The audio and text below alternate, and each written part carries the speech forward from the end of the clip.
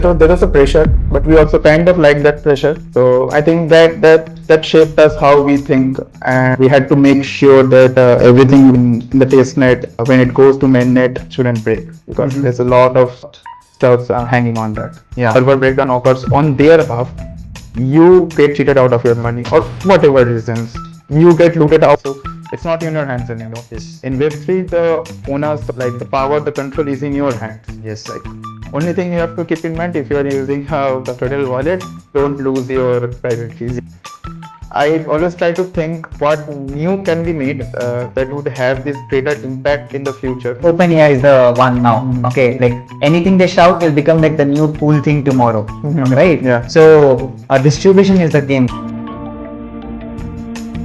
This is Faizan. Welcome to the Faizan Bills podcast. It's lovely to have you here. Excited to be here. Yeah, perfect. Anik, for the people who don't know you, tell me who are you and what are you doing? Yeah.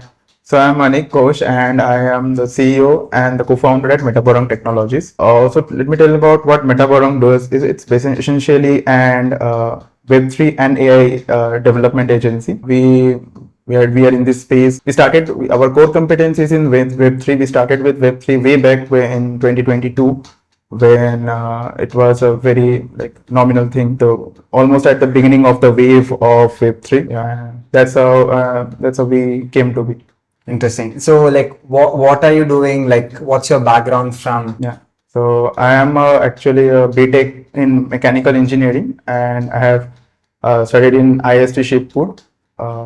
So that engineering perspective helped me a lot through figuring out stuffs, how to build stuffs out of nowhere. And even though I am from mechanical background, I always loved working with the computer engineering and on this specific field. So I already had that interest, and working in mechanical also brought me sharp analytic skills, the mathematics and all, which all ultimately boils down and helps me to deliver products. So yeah.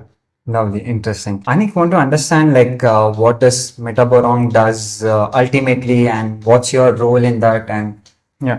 So essentially, I am the CEO, or so to speak, I handle the operations, the day-to-day, the reliving of the projects, the delivery of the projects, management of our employees, like the asset management and everything. But my CEO and my CTO all have their own roles reserved. Like, one brings the vision, the CTO completely oversees the tech. But the good thing about us is we can interchange our roles at any point of time, because the three of us being technical enough, we can handle the three of our. But that doesn't mean that nobody we are the jack of all trades, master of none. Everyone have their designated space, but yeah. Fallbacks, if you're talking about fallbacks, we are always there to support each other. So I think that's a core strong point of Metaborong as an agency. Yeah. That's so you're so Metaborong is an agency. Yeah. Okay. Lovely. Interesting. So can you tell us what are the core, what is your vision when approaching Metaborong, and what generally you take things, how do you see things forward?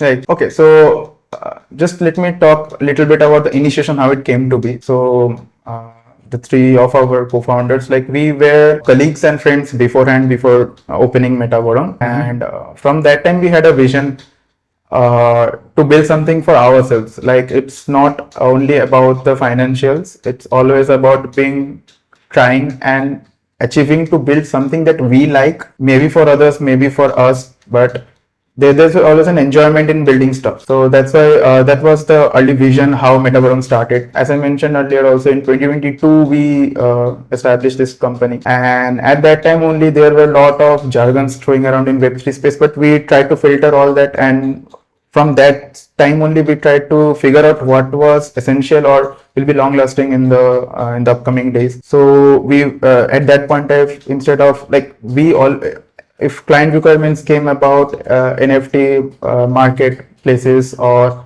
building NFT sites and everything, that's that we can do. But we also always had a plan at that time that we want to enter the decentralized finance sector, because that is something that Web3 actually provides a value to. Yeah. Right. So So from that time, we only were super into like token launch pads or liquid staking protocols, building our own liquid staking vaults, strategies around it. Then time by time, we developed. At that time, also the that AI was not so advanced, so we had to read a lot of docs. But in problem with Web3, docs were also not there. We had to dirty our hands a lot, figure out stuff. And the scary thing about Web3, as you might know, is like it's kind of immutable once you upload it, once the blockchain parts get activated. So we had to make sure that everything we do in the testnet, when it goes to mainnet, it shouldn't break, because there's a lot of stuff hanging on that. Yeah. So that the pressure, that was the pressure, but we also kind of like that pressure. So I think that shaped us how we think. And right now,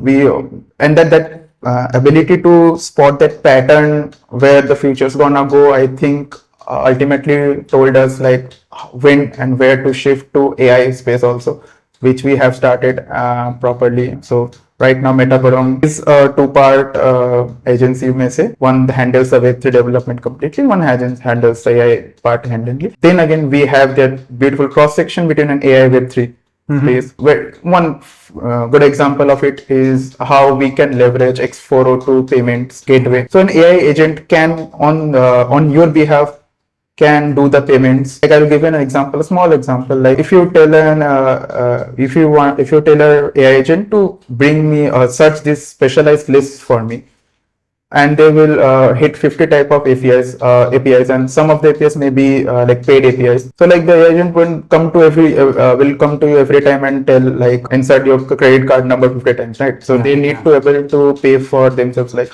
this API requires $0.222 per query. The agent should have that capability to do it on your behalf only. So this is a big cross section of how AI and Web3 can be managed. So we give the AI agents a wallet, X402 Rails built by Coinbase or the AP2 by Google. So these handles how this wallet given to the AI agents can pay by it for themselves, and your process keeps on running. You don't have to do manual intervention. Interesting. You were telling me about the terms that you told. I understand a little bit because I got started about Web3 industry recently. But what is this XC stuff that you're X402? So basically, it's nothing like there is a 402 status code, HTTPS status code that was dormant for a long time. So it's basically it asks the browser that payment required a header when you get an API. So it's 402 X is the appended. It's a prefix before. Okay, interesting. So that's the thing. So Coinbase thought like it's dormant and payment required. So agent can recognize that from the header that it's payment required. So the agents can get activated from that position. So you can do the transaction over an HTTP call only, because since it's in the system. That's how it came to be. It's really interesting. Okay, for a rough idea for the people who have no idea about Web3 and the stuff that you told, can you give us like a quick breakdown of how it is and how it got started and where we are today in the Web3 space? Yeah. So for Web3,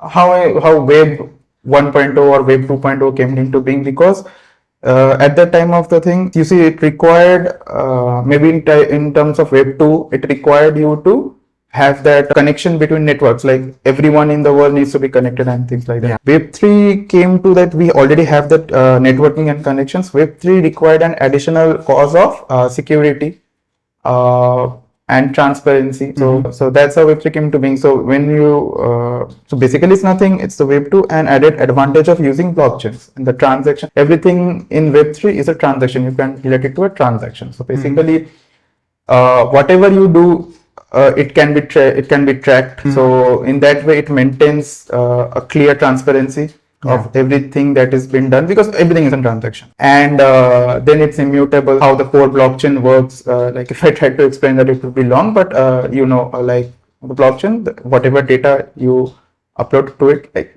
upload may be the wrong usage of the word, since the transaction already passes, so it gets appended to a block in a blockchain. It becomes immutable. So in that space, you get the added layer of security also. So everything you do here is insecure and transparent also. Yes. This is why the need of Web3 was mainly to, like, what I feel the major part Web3 can play is in the decentralized finance sector only. Like finance, like lot of stuff can go wrong in finances. Yeah. So if you add these two layers of security and transparency, so it's something for the future. Yeah, interesting. And also, someone was telling me like the other cause for why Web3 became boom is because to break the monopoly of banks. Yeah, in a way, because see, it's what the term I'm using is decentralized finance, right? And the banks work on centralized finance, so everything controls when you do the transaction through a bank. The controlling party is a bank, obviously. So Yeah. so they can manage. So if a server breakdown occurs on their half, you get cheated out of your money, or whatever reasons, you get looted out of your money. So it's not in your hands anymore. In Web3, the owners, like the power, the control is in your hands. Only thing you have to keep in mind, if you are using a custodial wallet, don't lose your private keys. Yeah. That's the only thing that you have to keep in mind. Interesting. Also, can you tell me like how did you get into Web3 space, or in generally how did you come across the Web3 industry? What excited you to? Yeah. So it may be a bit immature thing, immature story, but at that point of time, me, Arnab, and Shomajit were like tinkering around the fact that we need to do something together. We were already working for a Web3 company because we applied there. Why did we apply? Because it was something new. We were college kids. We started around the first year of our college. So what can I say? It made us look cool. The new tech. Interesting. Yeah. But one thing that we always understand is the potential of Web3 in terms of like it will touch the core finance sector of our world. So we knew that it could be long-term game, and if we build our expertise in that from the very beginning, at some down the years, 3-4 years down the lane, we would be like we have a strong position to like either provide good service to our clients or build stuff for ourselves or products for ourselves. That's what we are also doing right now. So yeah. Interesting. So your initial goal, like it's with everybody. Generally, anybody who starts wants to cool, and yeah. So that's how almost everybody gets started. Interesting. Anik, can you tell us a little bit about what is like the most interesting thing that you're doing as of now that makes you excited every single day? Yeah. So as of now, like so we have diversified the company and diversified into both AI space and Web3. So I am now kind of leading the AI part of it. The thing that excites me the most, so I have this go-to tool. Everyone has this. I knows about Claude. So I am super into Claude Code, and I do a lot of like.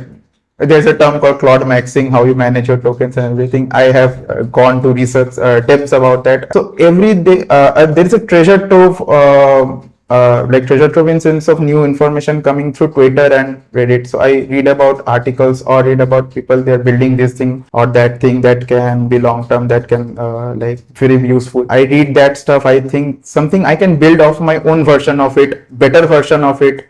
Basically second mover advantage. And someday, like not someday, like I always churning those ideas into your minds.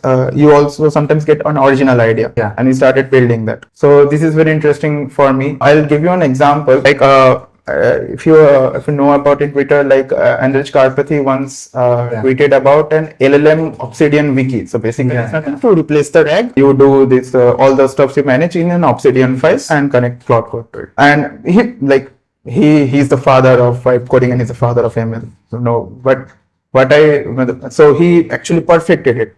But the initial draft of it, I myself only built before Karpathy told about this on the tweet. So when I saw that Karpathy mentioning something that I already built myself, it's a very small version or an amateur version of it. But when I saw that it's the same idea, such a legend thinking of that idea. So it really excited me. Something I also thought, and such a legend is also thinking. So yeah, it really interesting. Since you told me about the same thing, I'll tell you something of my same that happened. This was with respect to skills. Okay, so when AI was getting into boom, okay, I was like, I somewhere felt like this is the bet I need to take on. So I started doing. Back then I was doing services. Okay, so started completely like I started telling all my clients like, okay, if you want to do something in AI space, I'm up for it. No means I can forward the project to somebody else and so on stuff and so on thing. So whenever AI was getting a little boom, I think so it is like the end era of 3.5, GPT 3.5, and so on things. I was thinking like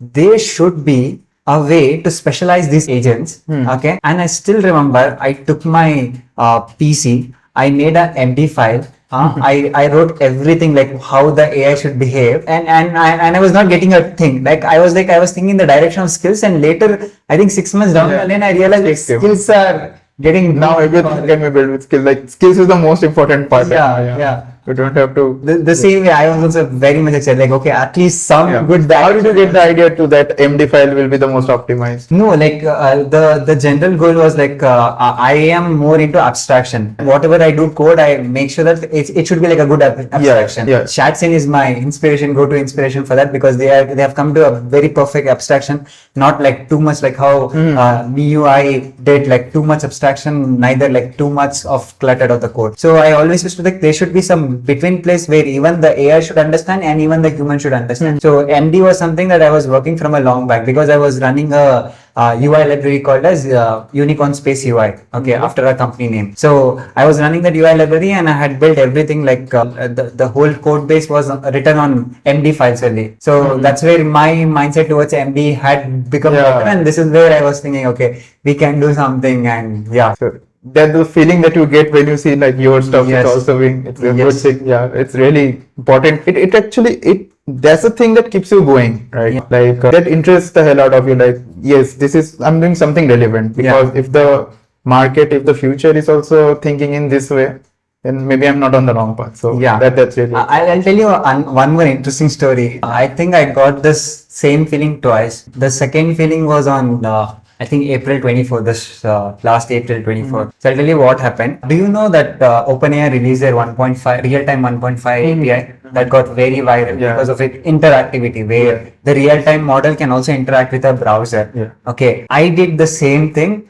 in Jan thing, and that's our product, my friend. Okay, that's our product. That is our product, and we built it, and now when there was a very bad time for me when they released it, and I saw like this is exactly what we have built. Okay, I thought this is an IP that we are holding with. Then there was a couple of days I was in a sad mood that okay, things are going bad and everything. But we were into a different era. It's like what OpenAI real-time 1.5 APIs, and it has generalized the whole thing. But we were very specific that this should be done and so on thing needs to be done, like an interactive board that works with real-time voice and everything. So we had built that. I have the demo. I can show you like Jan.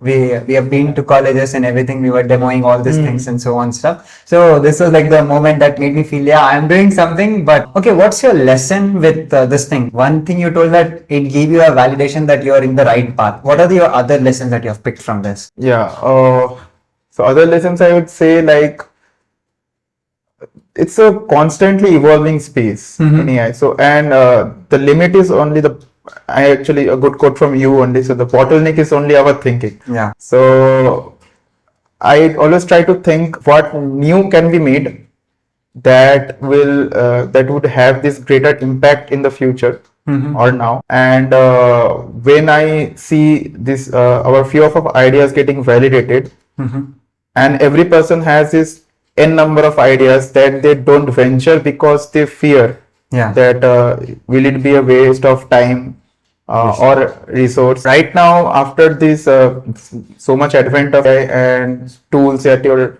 expense, I think it's a good time to figure out for yourself, like, because it will only take a couple of days of your time to do a prototype of anything that you have ever thought. Right, which might have taken 4 weeks of your time pre-AI stage. One thing I always another learning you may see, that whatever you think, try building it, like at least start somewhere, and it gets cleared day after day when you start figuring out stuff. When you talk about your stuff to others, it gets cleared up. You have different you are exposed to different horizons. Even if it's a non-technical person, then also their views are very important to your product if you are a technical person, because they then give an idea about how a general user will use the product or will have an idea about it. Another thing that I try to inculcate is that I'll try to listen every of the advices or the suggestions. It's ultimately upon me to decide which one I'll go, because too many suggestions will then spoil the whole Yeah, thing. yeah. But the filtering I have to do. But Yes. every of the suggestions or the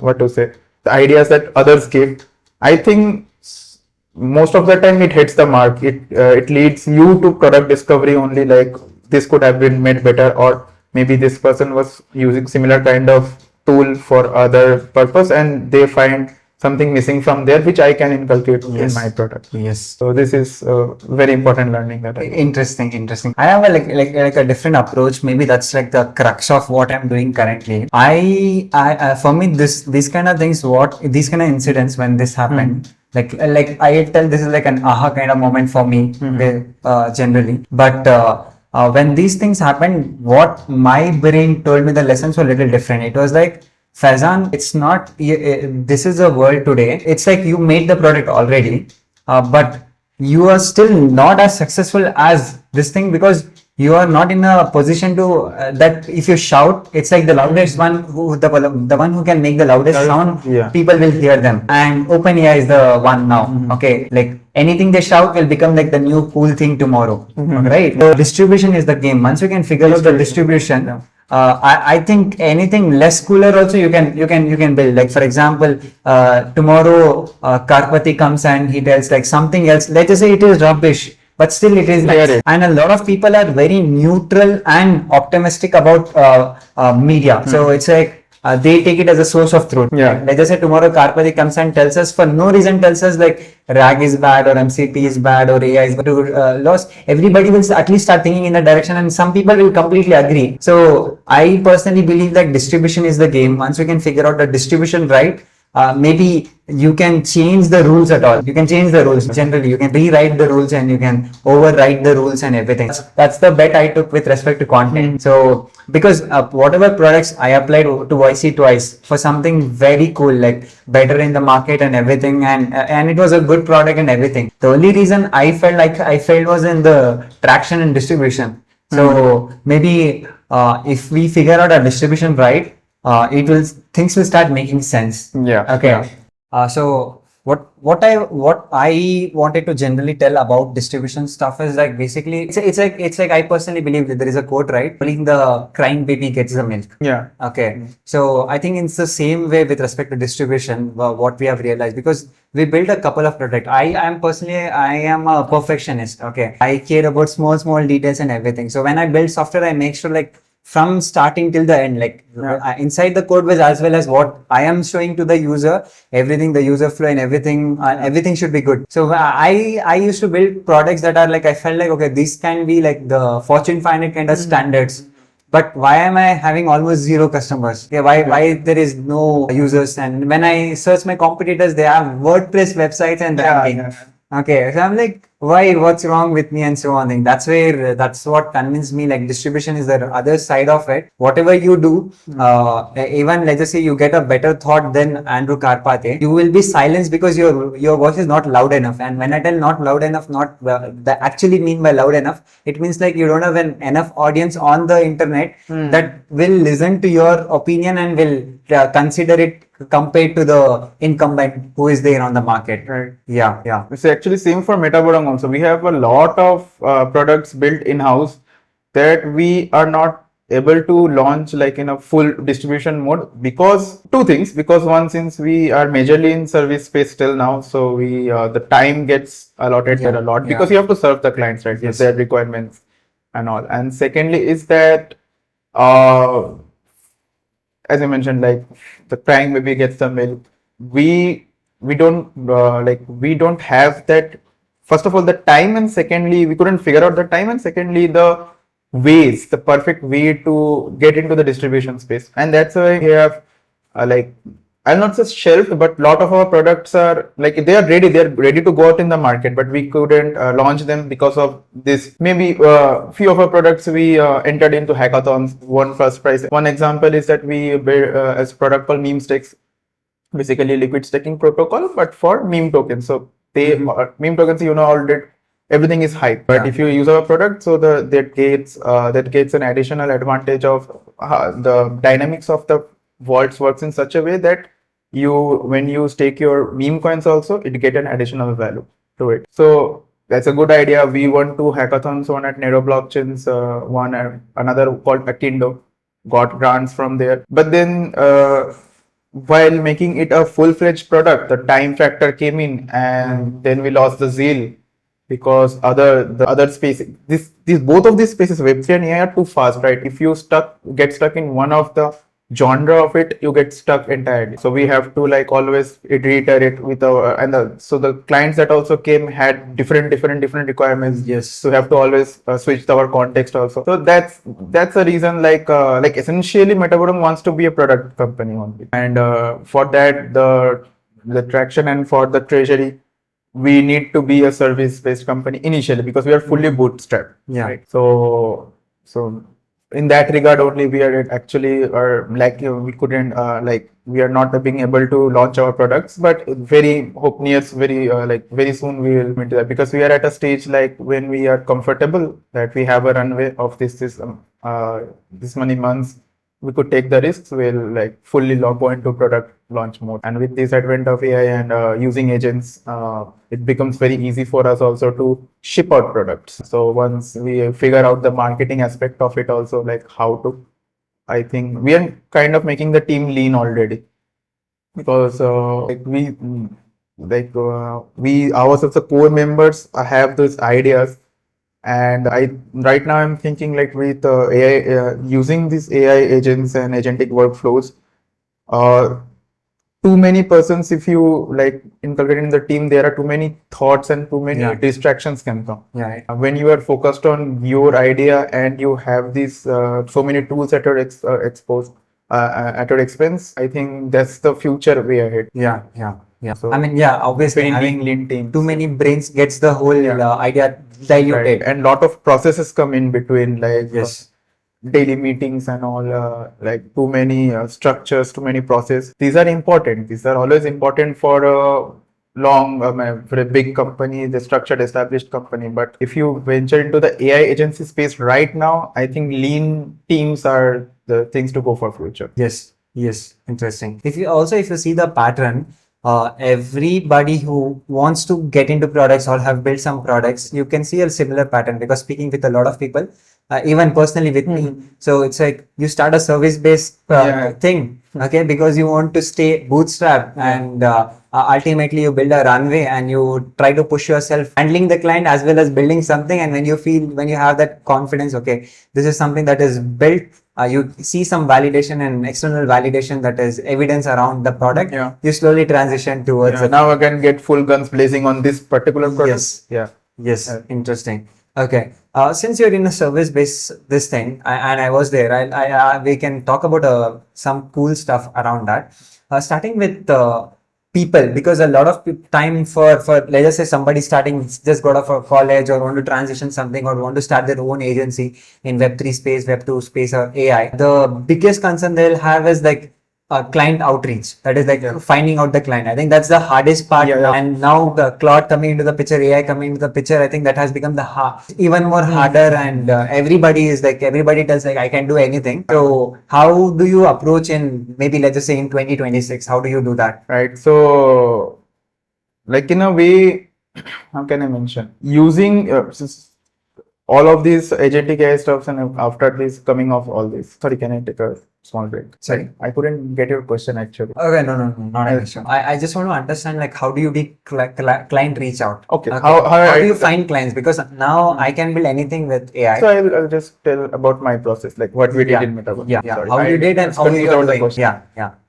So right now, what approach Metaborong has to, so I'm also leading that aspect, is like first revamping our website fully. So and there's an interesting story there, because I was initially not into the BD space, but when I thought that since so many tools is at my disposal, I will need less time and I can learn stuff and build it through the process. So I started revamping our website. And then I figured our old website doesn't have any SEO or AEO or GEO compatibility. I had no idea about that also. While building that, I found what needs to be done, how needs to be maintained. So already, since cloud skills, we have talked earlier, how important is that? Found out few of the cloud skills that are important to it, researched, read about it, researched about it, started implementing that in our website only. And the website was like done in, like, it will be launched in a few days, but started this in 2 weeks earlier. In 2 weeks, we have properly figured out how to revamp it, and we are getting good scores out in SEO and AEO and GEO. So we started with the cloud skills. They suggested me these parameters to follow the EEAT principles. I had no idea about those, right? How to build trust around everything. Then the importance of blog posts, how the schemas, the FAQs, the Q&As. And when I was coding the stuff, um, and I also keep a tab aside for what the code is actually, what the AI agents are building. Actually, I also need to understand that what they're building so that I can cross check it. Yeah. So I keep a separate tab open, and everything they do, I also do one manual search, like proper Google or Cloud, whatever, and one read the docs of it also. So I can like compare it, that whatever it's doing while it's building, it takes like 2 minutes to make one build. So in that space only I do that. And from there I learned so many things about that ACO, AO, and GEO optimizations only, that that was unknown for me so many like for so long. And I also feared in venturing into that, because I thought this requires some special proper special study that would require a lot of your hours, because it's a very complicated thing to do. I'll not be not like, so I always kept that aside. But when I started learning by this method, I see so much so much potential in it. So it's so interesting also, and so much so that I am trying like kind of leading the BD also in right now. So the aim of Metaborong is like we are revamping our websites. Once we get this good SEO, AEO, and we are properly optimized, we'll start with cold outreach. For that also, we have already built our workflows and agentic workflows for it, that will search databases. The API hit the API databases, they will send them cold outreach. I have introduced our team's brand voice, or like personal voice and everything, and automatic send the cold outreach to it, optimized it for maximum efficiency. In the website, another thing, like while building it only, we have a blog section, and I got to know while building the stuff how important the blog section is for the SEO. And what we did was build a CMS of ourselves only, created and built an MCP also of that CMS. So when I'm into Cloud Code, I just the MCP of the CMS is connected to my website. I just tell that I learned about this thing and I want to make a blog out of it. I have another workflow that that actually parses all this content for the content generation into different one parses it for YouTube, one parses it for Twitter threads, one parses it for Reddit and things like that. I use that that workflow into this workflow, the MCP one. The MCP of the CMS then takes that input and pushes out the blog on my behalf. So I only need to open my Cloud terminal and everything's get done. So this is something like we wouldn't have figured, like we wouldn't have ventured into if the AI space was so powerful, if it was not so powerful yet. But since we have these opportunities, I think every startup, if you are not doing it yet, I believe most of them are, and if you're not doing it, this is a very important step, I think, that you need to learn. There's a term called AI OS. So basically it's your operating, what you do in your computer or laptop, whatever data handling you do, whatever stuff you do, first try to build workflows or optimizations or automations around it only, because and then you start to see the value out of it. Then you could also pitch it to other clients also. So that's one venture that we are also trying, and it's helping. We have closed 2 clients by selling this content strategy pipeline, another one for that, and one for cold outreach also. Interesting.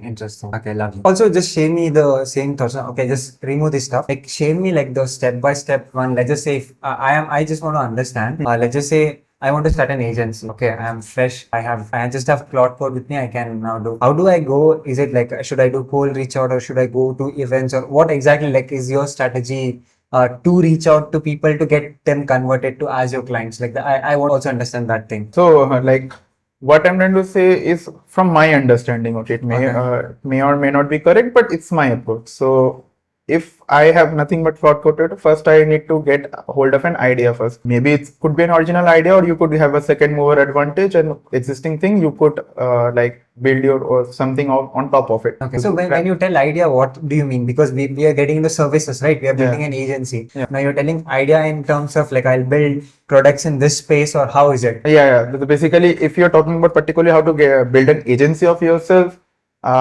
then it's an idea about like you could target a niche like we did back then. Web3 was a niche of itself because not too many people were into it. Nowadays Web3 is very broad, and there are companies that only do NFT development. There are companies who only do DeFi development, things like that. So back that time, the whole the umbrella was small. Yeah. So we caught that niche. So I would think like get a niche first, decide your niche, what you are good at, have a knowledge of it, then start talking to people. In service based, what I feel networking is very important, and to build that network to get the right person to in your connections, it's necessary to talk to every person you know. That's how you get. It is a very hard process. I have felt the burnt of it. Painful It's very painful, especially if you are introvert. Yeah. So it's really hard, and that's why I have two these amazing co-founders who are extrovert. So they kind of do the talking also. I am kind of ambivert, not so much, but yeah, irrelevant to the story. So basically, yeah, so you need to talk to people. Everyone has their ideas and some value to it.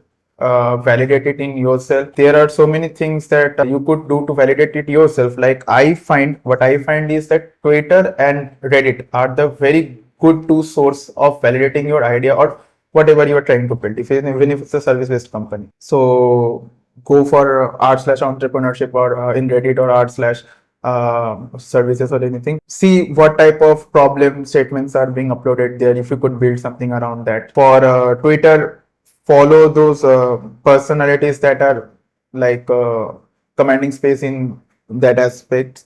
And when you start following them, you don't actually Twitter algorithm is so good. Like you don't have to follow them. Like you don't have to click that follow button. When you try explore the content, like then the whole algorithm like suggests you. So take this path. So this path. These are the new things. And I think Twitter right now is a like treasure trove for this kind of resources. Where you could get everything every day. You get you can get something new out of there, and you could inculcate it in your product or service based company. So I generally am super into like Twitter and Reddit for my research part of it, and I feel that's like for now this is my strategy of doing the research of what to stay relevant and how to build it. And then so once that figured out, then you can for a service based company, I think you should get co-founders. Building solo is very hard. Who can done it's a commendable job. But if you want to start don't want to take so much pain, you could get a co-founder and then share your ideas.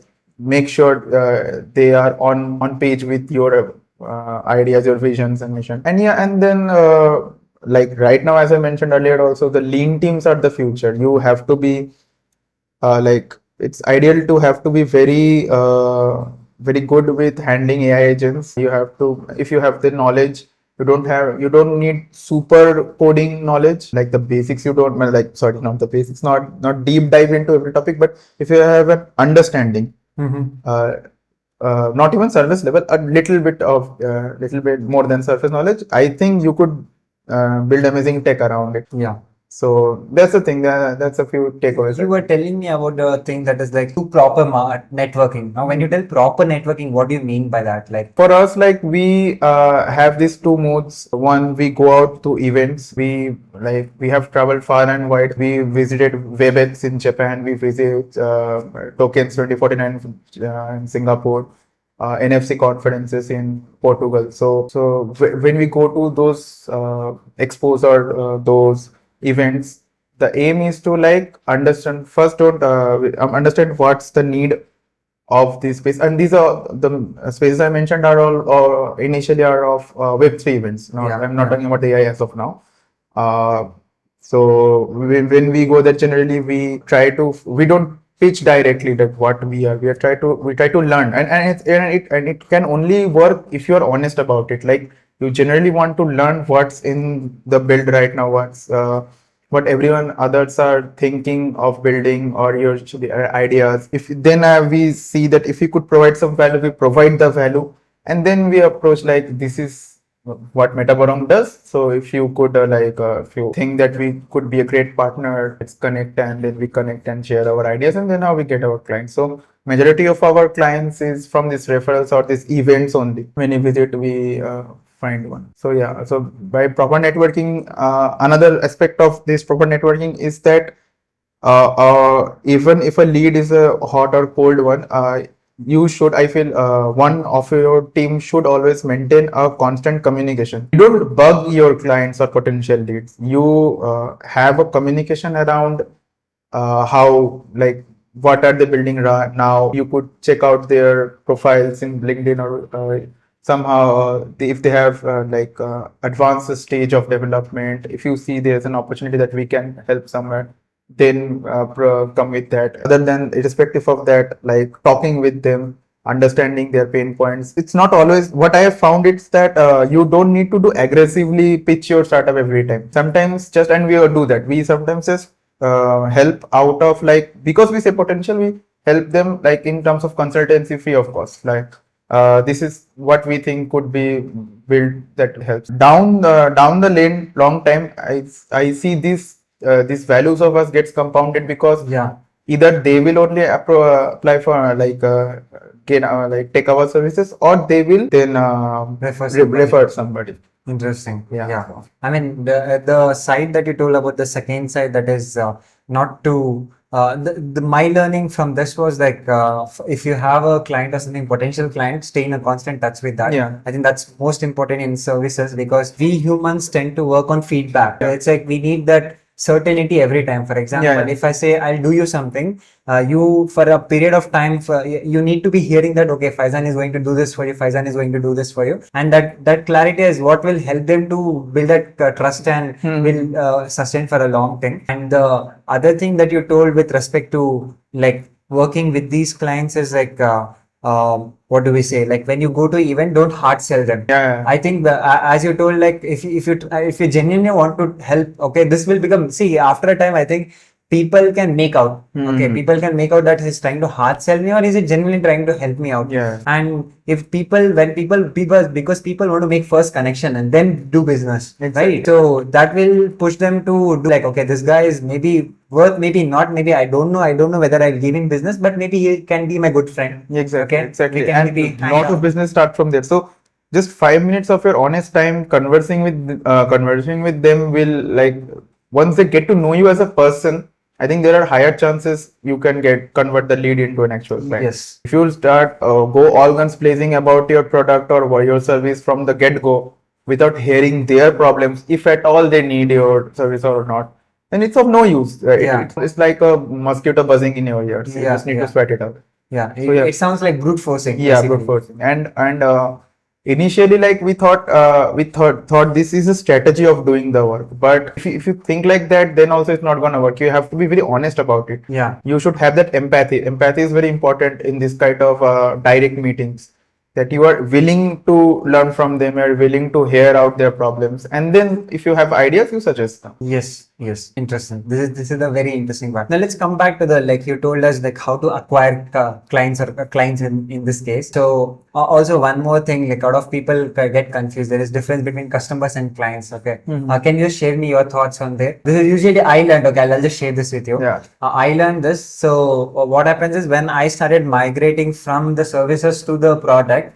So I have a mentor. He started telling me, like, why are you using the term clients for your they're actually your customers and they're your users for your product. So and this is where he made me understand there is a difference between users and customers, which you need to make very clearly in mind. Like just say if you're building a product, there'll be they'll come a lot of users who just want to try your product Hmm. and so on things, and just want to use it for free. There are some potential people who will convert from your user to your customer. Yeah. And I think so understanding this thing made me clear but distinguish, because since you are transitioning now to the product space, I personally felt like it will be like a painful place where it will collide with your clash with your thinking towards transitioning. So what generally happened to us is we kept an X month of runway. We were very frank that we will keep a 6-month runway. Okay, we had kept a runway till the last year. So we kept a 6 months runway. So we were like, well, let's go all in. Let's build a product. We started exiting all the contracts with our clients and everything. So we started building. That 6 months just gave us that mindset shift that okay, we're not building services. Okay, because what generally happens is when you come from a service background to a product background, you are more like you go into customizations and you overbuild it. Yeah, yeah, that happens. Because clients always need this. When we do services, clients are like, why don't you also do that? Yeah, extra exactly. kind of That, thing? that is a Okay. like, that we face a lot. You know that it's not their need, that Yeah. they just want to sound it cool and everything, so they tell that it's like a topping kind of thing. They don't need it, but still they'll get that extra Yeah. sauce. Okay, so what mindset we suffered is we overbuild things. Okay, and that actually led us to backfire with time, money, and effort and everything. The Waste of bandwidth- resources also. yeah, the bandwidth goes away from hand. So while transitioning, this is something that I understood with respect to customers, clients, and users. Kind of reference is what I just wanted to tell. Now you told us about how to acquire customers. Now I want to understand, since you have a team of your own, what are the things you look into a team? What are the things that actually makes a good team? And how let's just say if you're hiring tomorrow a new person, how do you approach it and all this stuff? Yeah. So first of all, what I feel from our own experience is that communication is really very important. You could build a team of superhumans, super talented developers, but if they don't communicate, then it's of no use. And we have faced this one before. So like, we had this super talented guy. Like he built modules of its own, but when he built it, he didn't communicate with the backend team. He's a front-end developer, and the backend team didn't get the response in time that he has built such customizations into it. Like I'm saying on a very general term. And what happens is that then clashing starts, because if when you are a super developer or a very good developer, for example, and due to this lack of communication, when there creeps in certain times, ego clash also creeps. Yeah, ego clash comes in. Yeah. So I don't know if I should go too deep into it, but let's maybe fully Generalize it, Yeah. Yeah. So when this ego clash comes in, then from certain lead dev from the backend team will like try to ease out things. We don't work. Then ego clash between them and him also. So this becomes a very problematic thing for the long standing of the product. Delivery about stuff like that. What I feel is that communication and communication is not about like what language you speak, like if you have to converse in English or Hindi or that is not communication. The communication is like it's your what to say, the readiness to share what you have done and on time. Like we work in a very flexible hours kind of strategy. Like it's not like we do 9 to 5. It's your time. We assign you a job, you assign you a section of a module. We only ask you how much time it will take. We will discuss, and so suppose this module will take 2 days. Use your time however you want. In 2 days we'll take up in the stand up, we will discuss it, and if the module is already delivered, we will move on with the next. So this is how we work. So in that regard, the communication would be like what I would expect in the when in the module when you are building sub modules, you let the team know that this is done. You would tag to the lead also, to the lead developer, that this is what is done. I'm working on this. The QA also sometimes gets activated. If some module is done, the QA can test it out. But if you leave things for the last moment, just before delivering, then you miss certain steps. Like the QA could have come before also for certain. This is a very example. The lead dev maybe meanwhile in the backend team may have did some changes. They didn't got communicated at the right time that you already built those, so now you have to Yes. backtrack it, everything. Yes. So these are the few problems I think that that is very important in a service base, that communication should be apt in like this sense. So it really doesn't matter about the language or the thing. It's the readiness to show your work in a sense that I have worked on this, I will work on that. Yeah. So just a simple Yeah. 2-line text. Yes. But it's so important because everyone else in the team gets to know where the other guy is. I think, as you told, like this is very important for people to understand. People assume that when you tell good communication, you mean like a single language where good people are fluent and they communicate. More importantly, I feel like adding to you, it's like how much are you in sync, or how much your team is on page with whatever Yeah, you are exactly. doing and what the team is doing, and the clarity of what is going to be done in the X days and what has been done. I think this is what will push you. Yeah. So in the stand up we do in the morning, we make sure that every in the services we are handling like 5 to 7 parallel projects at a time. So we make sure that every developer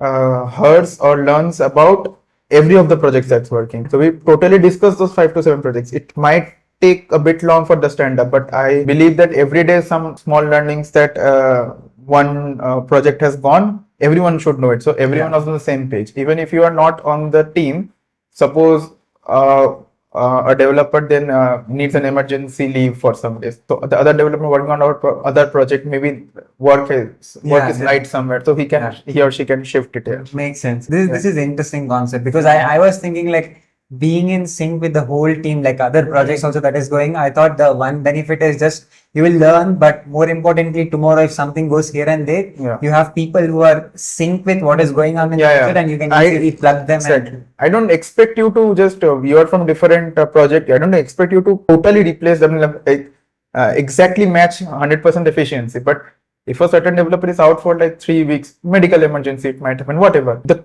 work doesn't get stopped, no. Yes. And since you are learning like about the project every day, you don't see the code, okay, that's fine. But you are learning, you have the context, upper level context. Yeah. Nowadays, you have AI in your hands. Just put the repo through it, just type / in it, you get the Claude MD, you read the Claude MD, you know what the project is all about. So it takes 5 minutes, but you already have the context of what the project actually does on surface level. So when you do when you read the file, it makes sense. It makes Everything sense. dots Yeah, connect. exactly. You make sense. Everything connect. Like, oh, this is what is meant. He was mentioning about that day. Okay, interesting. This is a very interesting. Okay, communication is one thing that you see, and what are the other stuff you see within your team? Secondly, I would say like this communication in terms of work. Second level is the gelness. But what I mean by gelling is that we have like this a team of front-end developers, a team of back-end developer, and a team of designers, right? So I have another BD another project manager under me. So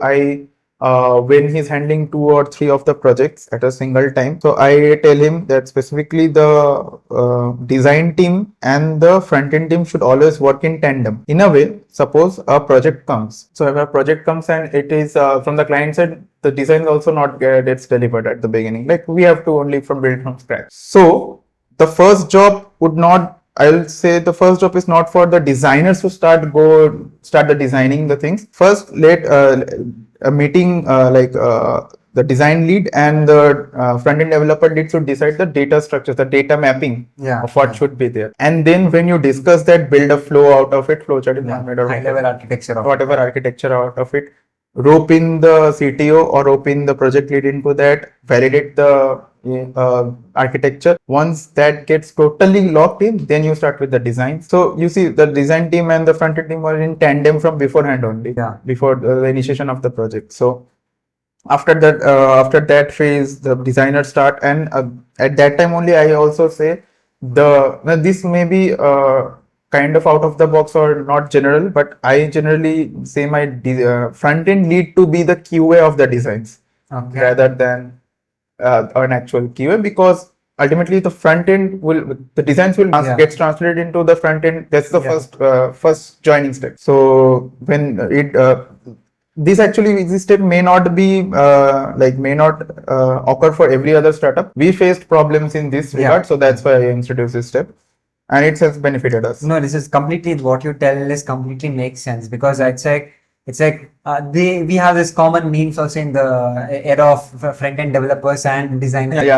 Designers will assume something else. They'll make like a Exactly. mood We and have everything. faced a lot of problems Yeah. there. Yeah. So designers will be in their creative mindset, but implementing that same thing into front-end, bringing that to reality of the code Yeah, is also exactly. as important as making the design. So that sync and Yeah. being like a QA. So towards there the needs to design be is someone, important. some no man also who says, no, you can't build this in the design because you're building in a creative process, and you say, no, you don't make this because it will make problem in the front end. Yeah. Then they discuss about it, then find the pros and cons. If it's true, then they'll not make the model. Interesting. Yeah. So it may sound like the initial time would be more, but from our experience, and I can assure you on that, in the long term, if a project is more than of 2 weeks, it will benefit timing efficiency wise, because if you start in an unstructured way, you aim to finish in 1 week, which is a 2 weeks worth, and it ultimately gets delivered in the 4th week. Yes. It has happened with us, we know, and that's Yes. now we like.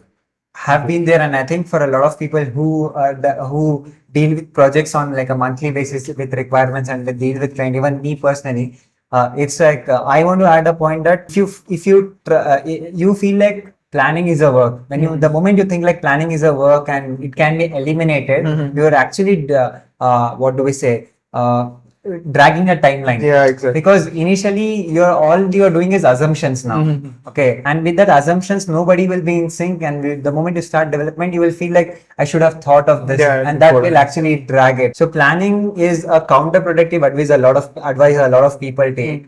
Okay, I personally, it's like there is a quote that I personally go through this is like the best way to do something is to do it right the first time. Yeah. Okay. The fastest way to do something is to do it right the first time. So I think that's something that you generally follow in your stuff. Interesting. That's you have read of like Daniel Kleinsman's Thinking and Slow. Thinking fast and slow. I have a lot of lessons from it. Yeah. Yeah. So from there also, so I am kind of the second approach. Like I love to.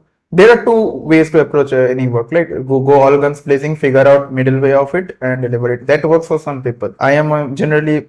I am in the second phase of people like who loves to plan first. I know that can be painful, that the team keeps on selling it, getting late. But I know that if you don't plan it properly at the first time, do not get locked in the first time, it will drag it out eventually. Exactly. Personally, even with my experience, I found myself like to be the second person, because initially the first kind of persona that you told sounds exciting. That's all. That's all. Beyond excitement, there is nothing. You go now, you try to sound cool, but later you fall in our service space, like you have to be the first person sometimes, because sometimes the client comes with that we need it in 7 days. You have to skip the planning stage. Added advantage is that monetarily wise, it's better. Like it suffices us.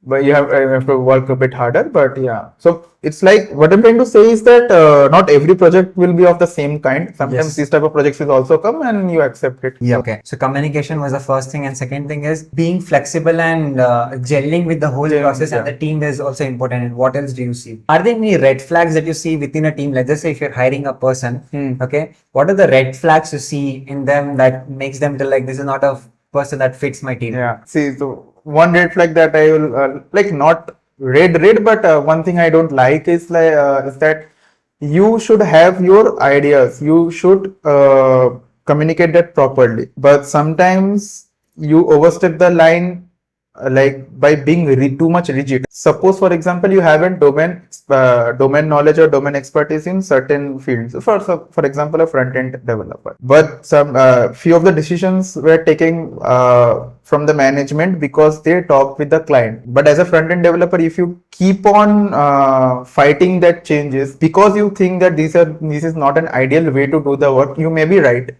But few of the decisions, like sometimes this happens, the decisions are taken, the management knows the pros and cons of doing it, and we have discussed with the client, and that's why you're taking decisions. But if you keep on fighting that and take it to your ego that I am this front-end developer or a lead developer and the team is not listening to me, I think that's a major, that's a red flag, you would say, like in a sense that you have to learn like when to, like every decision that that is made by the team after discussion has its reasons. Yeah. You could oppose it. Definitely, you could oppose it. You could then, after opposing, you could say that these are the pros and cons of it. We discuss the pros and cons, and once and after one discussion, when you are clear about it, don't be so rigid about it. Like Yeah.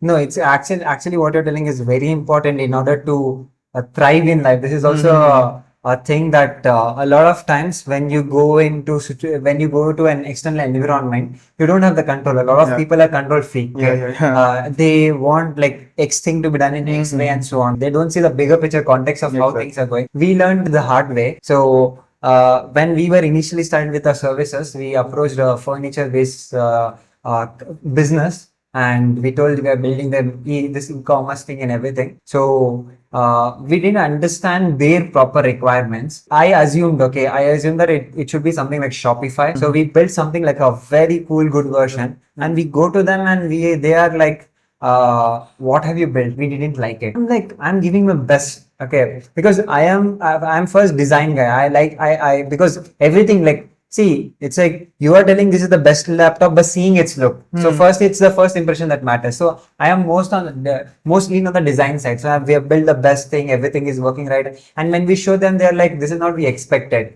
I'm like, why the hell are they telling this? Yeah. Have I done it bad and everything? Then I asked them a follow-up question, that what is an ideal product according to you? And for my surprise, they showed the worst thing that I can ever build. They showed me some WordPress site which has all the things broken all around. That's the requirement. But that's what they are expecting. That's what they feel like is right, because the people around them felt that is right. Okay. But it was a hard time for me to take it, because I had taken on ego. I was like, I have done the best work, man, and you're showing something shit and you're telling, make this. I'm like, why? Okay, so over the time I understood that serving in services, it's like more about satisfying what your actual customer needs, even though if it is wrong. Okay, it might be wrong to I'm not bringing ethics, but it might be wrong to your taste or your preferences. But preferences of the thing is what I think brings into the picture, and I think Like this agility is necessary. We have delivered over like 30 plus products as of now, and from my experience, I can say that this happens a lot. And right now, we have mastered the art of being calm with this type of situation. Only one time you could tell the customer or the client that I feel this is important, this could be done better. If he says no, but I think this, and this is the reason I'm saying this, we don't argue. What we can do is make the best possible version of what you need, what they need. Yeah, that's the thing. We could, even if it's like level 1 of level 10, like out of a product that they are expecting, when it's level 1, we'll try to build the best level 1 product. Yeah, that's the thing we aim for. Interesting. Otherwise, the clashes that come after that, it's unbearable. Yes. It's like the scene. There is a meme again on this. So somebody tells like, why are the flowers green? Okay, in a wedding. I think there is a movie or something, Allu Arjun's movie or something, where he puts flowers and everything. He does the decor and everything.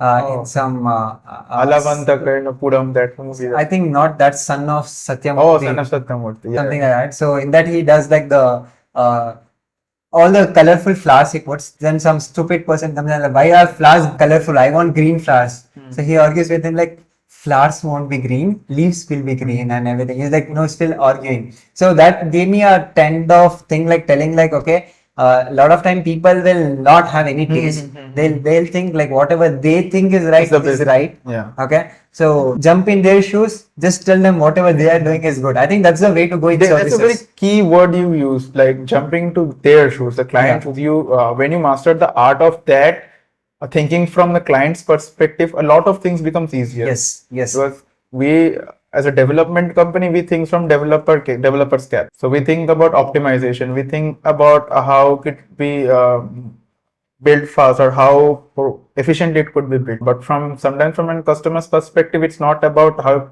quick or how professional it should be. It should also have that business outlook, like what exactly I'm trying to do with the product. So basically, the initiation call, we founders only go to that call. We don't send our PMs or any other personality, so that at the top level only we have that clarity Yeah, of what the yeah. client requires. So that's after that we translate that to our teams how we want to build the product. Okay. What's your team size, like overall team size? Like we started in 2022 with 15 people. We then increased it to 25. We are now on the process of leaning it a Okay. lot because the AI agents have done much of our work more efficiently. No, like I don't want to be rude, but this is, I think, the future is Yeah. because we have discussed before also that when too many minds come to a place, like there would be clashes of ideas, and I think these small teams, these agencies of 9 to 10 people is an ideal size to build. At some stage in the future, it will be like one person and 15 agents as Yeah. service-based company. Yeah. So, but right now it's not the time because I still feel a lot of human Yes. input is very much required. Yes. Like it's very important. AI agents, like there's a term of dark coding. Like Okay. I think you might know it. So dark code is basically like what you tell. It's a vibe coding. You do tell the agent what to do, or and they builds out for it. But what's happening inside the code? I mean, inside every line. Suppose this is JSX, so inside every line of the JSX, you don't know that, right? Because you have not written it. And when you tell the agents only to test it, there are skills that run test, manual input tests on it, E2E tests, unit tests on that. The AI generally tends to do tests that suffice the result. So basically, yeah, what I'm trying to essentially say is that many false positives will be there. Yes. When Yes. you do these type of tests to an AI agent only. Yes. Yes. Self-checking, self-healing. So I feel manual intervention is still very much required. We need a special category of PMs that are super technical. So technical PMs in regard that who can understand this particular pain point of, because this will be the future. So vibe coding will be the future. Maybe the term will not be vibe anymore. It will be agentic coding or whatever. But we require this kind of PMs that can validate the outcome by knowing what tests that the AI agents only missed in a go while building it, or the developer who is writing, who is instructing the agents to do that. Okay, interesting. Now, one follow-up question for the thing that you told. Now, you are from the people of 25. Now, you want to make this lean. Now, let's just say, okay. Now, let's just say you want to make the team lean. So you are coming from 25 to I'm just assuming 15. Okay, let's Actually, the aim is 9. Okay. We have a number. Standardize the number, but let's just say you want to grow horizontally. Okay, you want to grow horizontally instead of you splitting, you reducing the team size. You're just splitting the teams into like two different company. One is like the product company, one is the services company. But let's come to the person. Okay, now there is a person whom you have decided to lay off him. Okay. Because you understood the hardness power of this thing. Now, let's just say for some reason you had to keep that person. But you have to upskill him. So, what are the things that you will tell him that you will bring him into the top level? Because I have a complete different perspective here. Because we generally did this thing. Okay, because whenever we hire, we have three things with us. We see first integrity, that's the most important. Then we see whether they are hardworking. Okay, then we see intelligence. Okay, so a lot of time high integrity people whom we can't let go. Maybe they are not the best performers, but we definitely believe that we can play along with them. I think it's like generally a lot of people also have quoted who have played a long games, like when I was in 20s, I felt money is the thing to figure out. When I was in 30, I felt funding is the stuff to figure out. When I came in my 40s, I understood that having the right company, right people around me is the best thing. So when you don't want to let go some person and you want to upskill him,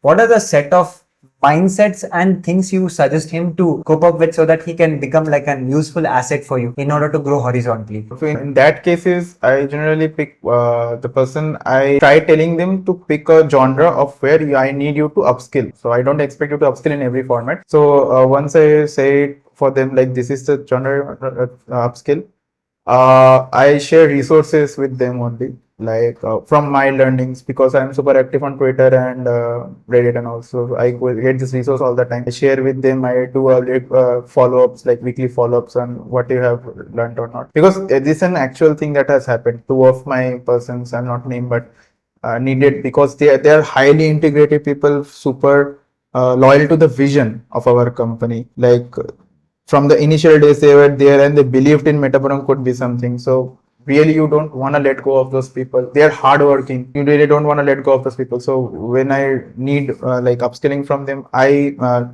try to mold them into an individual persons of themselves. I try to install the figure that now you are a member of the core team. You always were, but maybe I have not made you feel that enough. So you are a member of the core team. So this is what I expect from you. And then I share these resources. I do follow-ups, and then I talk to them, like in a sense that what do you think we would like, what could be done better. I also sometimes ask like about what I could have done better to assess the situation or see where this is going. So conversations around this has helped a bit, in a sense that they now feel more, when they feel more integrated to the team. So I feel that every person gives their best when they feel they have a personal skin in the game. Yes. Right. So it's not only monetary wise. It's not that you increase the salary and they will start magically performing, or you give them stakes and they will start magically performing.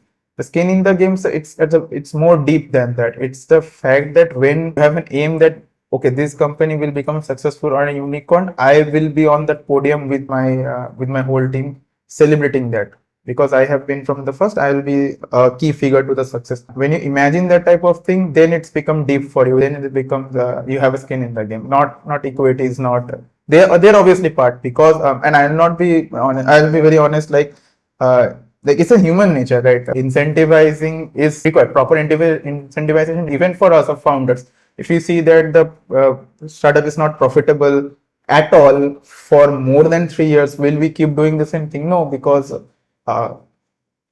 we might have certain different ideas, or we'll try to build something from scratch differently if we are still in the entrepreneurship field, or we'll look for other opportunities, whatever may be the reason. The point being is incentivizing is important, but to be totally like upskill personality, you want in your team an integrated person with an integrity and a hard work, is that you have to make them feel that you are skin deep into this game. Yes, yes, and there is a psychological study also. The more you feel like you are actually a part of the team, the more efforts you put. Yeah, It's like exactly. it's also like a second side of psychology. Like the more you can see your goal closer to you, the more you'll put efforts to go to closer to the goal. I Yeah, think the same thing works here. yeah. And management wise, like it's a strategy of Warren Buffett. Like he said a long time ago, very true. It always what's that term? Criticize in single and Yeah.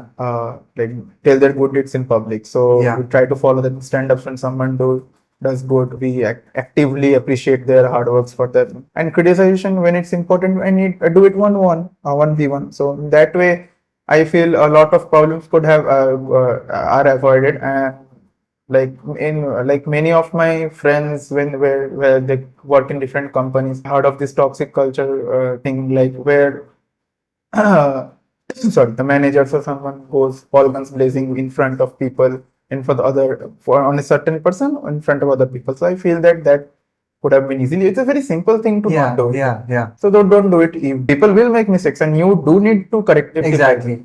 Do a one-on-one call. Yeah, and also I personally feel like So, you need to understand that people are definitely going to make mistakes. exactly. Because a lot That's of a part time, of the process.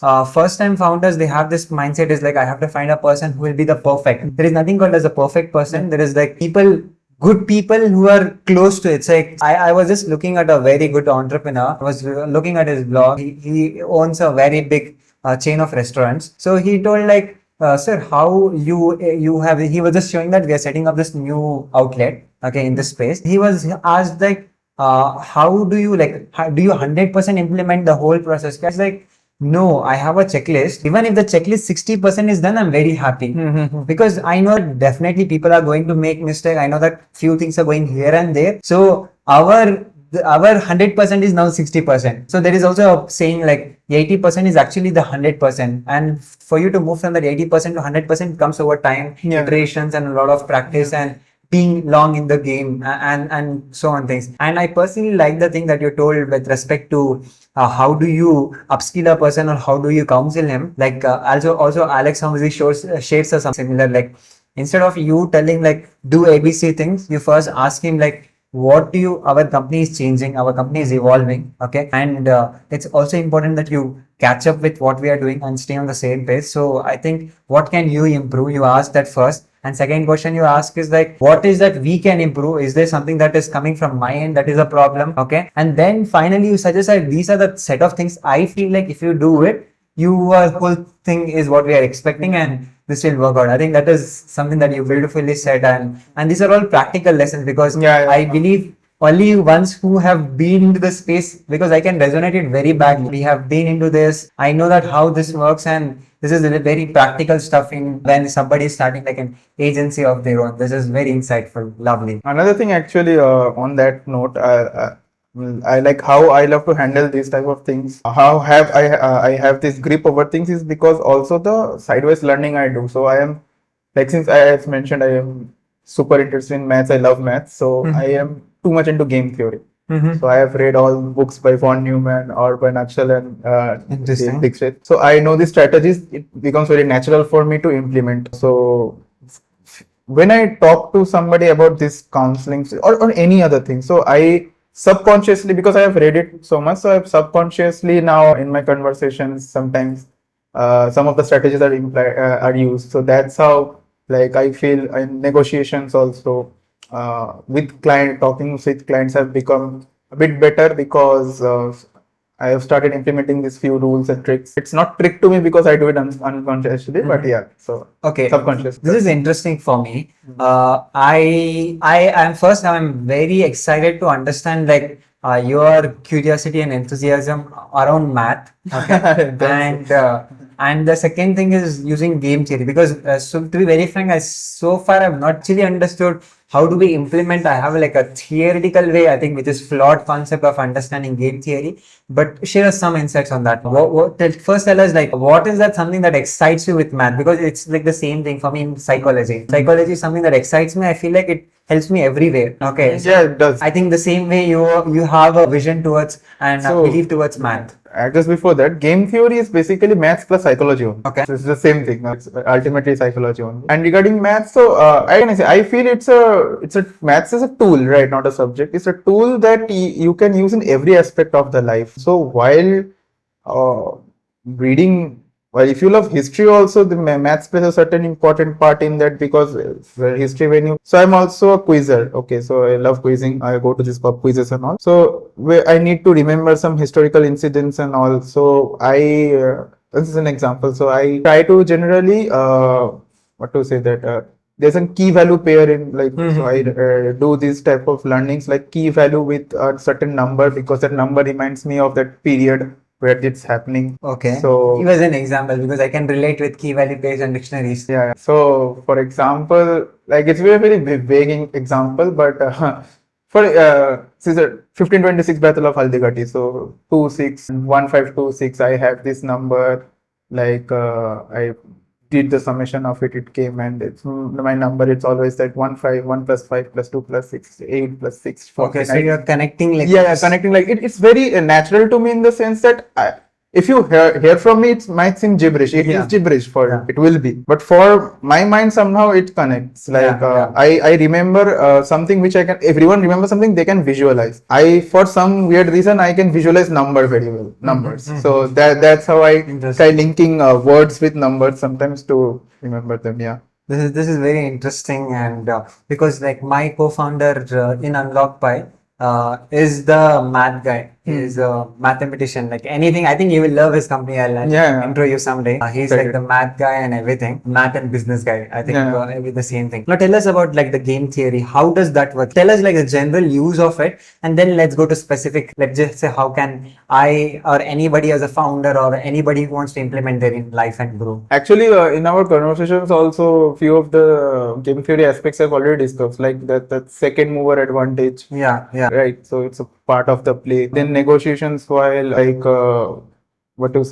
when you know that the other persons are gonna act in a certain way, which is the basics of game theory, you tend to control the results beforehand, right? Interesting. So okay, since it's on camera, let's do a demo. Okay. Stop thinking. Let's play rock paper scissors. Okay. One rock paper scissors. Okay, right. You won. Now why did you pick the paper? Because I was assuming since you are holding it very stiff, Right. you will not release this. Right. I had this assumption. Okay. So I thought you will end up with a stone. Okay. Is what I felt. So my reasoning would be different. Like this is a very good thing. So this is how like you subconsciously activated it. I generally win maximum time of the rock paper scissors. Why? Because see the middle is scissors, right?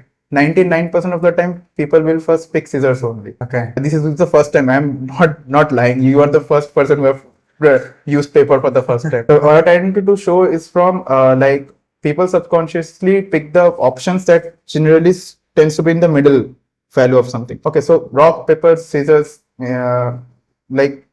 scissors, you know, the last word, sorry, I misquoted it. So scissors is the last word, rock, paper, scissors. So scissors. So it comes with the voice activation. Scissors and you play scissors. Okay. So that's how, like, if you try with your friends also, I'm pretty much 80% of the time, somebody will open scissors at the first try. So I do that with rock. Now, this is a very vague example. So that I will try to explain it to them. Once I explain, you think in a way that, okay, so he is using that strategy. So you played scissors, I played rocks. Okay.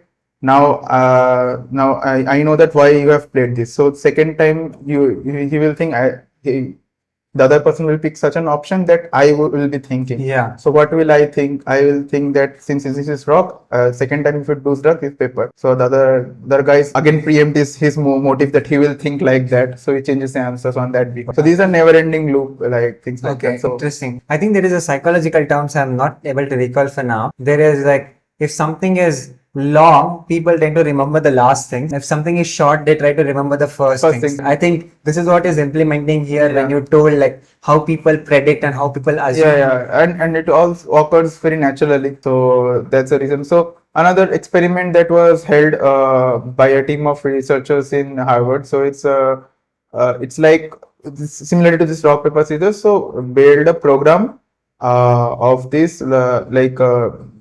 one option would be rock, one option would be scissors and papers, and play among yourselves. So in the long term game, the program that won this was one which used the strategy for tit for tat. So every time you change your outcome based on what others are doing, it's a successful strategy down the long. In the long. So these are some of the research you could use in implementing like not everything that you read would be directly translated to how you work, but few of the things you take takeaways from them and then you start implementing. And I think with respect to learning, a lot of people think like a lot of people I've met are very pessimistic as well as both the sides optimistic about reading books. Okay, so the ones who are pessimistic and are not bad believers that reading books and everything is good, are think in a way like it should be directly translated. Like for example, let's just say I'm reading The Alchemist there. Okay, so it's like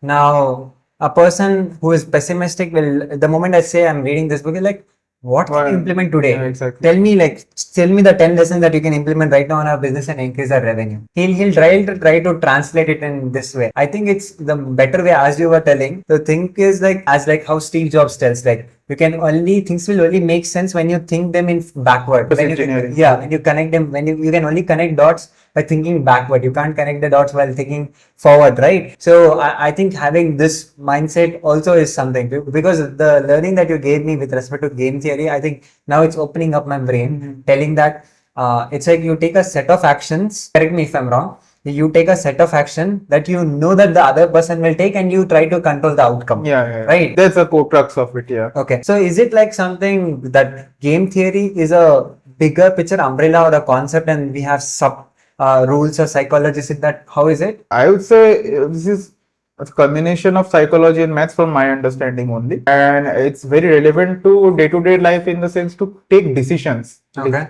So decision taking is the key term here. So whenever you feel like colluded with options, like there are too many options, implement some of this in your real life and you could get a clarity over what you want to pick. So there's some spaces where I think game theory can be applied to. Interesting. Any real world example that you feel like directly implements into your business translation? Yeah, like talking with the clients only. So I know what they are gonna say. what they are gonna like want from me. So I prepared the communication beforehand only so that I know that this gonna hit the mark. So it's basically playing a game of like stone rock paper scissors only, no? Because I am preempting, I'm trying to preempt what they are gonna say to speak, and I have the answers ready. I have the demos ready for them. So yeah, during negotiations with an employee also, this help. Don't show what cards you have up your sleeves at the beginning. So everything like so game theory is I think it's an umbrella term, and many of the lessons you already know. You didn't know that it's falls Part under of the game theory. yeah. Okay. So that's what I think. Yeah, interesting. This is very interesting for me. Cool. Okay. Now let's move towards like let's just say we discussed, like we started with discussion, like if let's just say somebody who wants to start an agency, how can they acquire customers? You told like how do we network and what are the other things to do? And then we came towards like I said, picking a co-founder or picking a team. What are the things that you see in them and what are the red flags you personally try to avoid, and how does all these things work? Then we were discussing about the math and your passion towards math and how you're relating with game theory, and lovely. This is lovely to understand. Can you share us some interesting stuff that is going on that is beyond work but is ultimately helping you in your work? Yeah. Beyond work, like I love to stay in the game, like thinking about the company only. Apart from it, I see, can I say like this reading? I read a lot of books on basically on strategy. So this external reading and applying this knowledge to my colleagues while communicating with them. I think that has brought me a lot closer to understanding their perspective in a way so that I can lead them. So in a leadership role, I feel it's very important to respect what your colleagues want and understand them from an empathetical point of view. This external readings that help me do so. So yeah, so what I would suggest, like never give up on reading. Like even if it's too boring, start with something you find interest. Like you will definitely find something Yes. interesting to read always. Yes. And don't get swayed away by if someone says this is not a genre to read for a age of your Yeah. don't listen to them. You read for the fun of it for yourself. Even if you read a fantasy, there is learning to that. Yes. So you just like never stop reading. And if you don't have the time to stop reading, listen audiobooks. I am super Yeah. into audiobooks. The books I can't read, in audiobooks I came. So I'm from Bengal, Kolkata specifically. So when I came to Bangalore, in the flight, it's a 2 hour 30 minutes flight. I turned on an audiobook only. And what was the audiobook? It was a rendition of Lord of the Rings that I've already seen a couple of times. Still, I am so into hearing it because it gives me pleasure. So that's all. Any book that you suggest, like what's your favorite book, by the way? Oh, it's a hard pick. So, mm, can I say like I have books in separate genre. I have separate different books. So, mm, from about that game theory book one I mentioned, no, that Nabal from Dixit, The Art of Strategy. Okay, Art of That- Strategy. that I really like because it's not written from a mathematical point of view rather than a story arc with maths. It's basically telling a story and weaving a story with real life examples. So I find it easy to understand also. So Interesting. Okay. Any other book, like if you come from strategy and things, what's a basic book that you recommend someone? Because even I have personal preferences. Like if I read, not lot nowadays, but I read. Okay.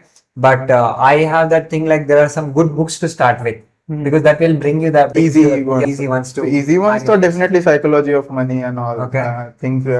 Rich Dad Poor Dad. So that's kind of like when I've read a lot of books, I think it's okay-ish, but Yeah. easy to start it. To start, Atomic Habits is very Yeah. important. Super Communicators by Charles Duhigg, very important. So yeah, for communication, I think Super Communicators is very good. For habit building, Atomic Habits is the best book, I think. Deep Work by Cal Newport. Yeah, productivity wise. Yeah. So yeah, I guess.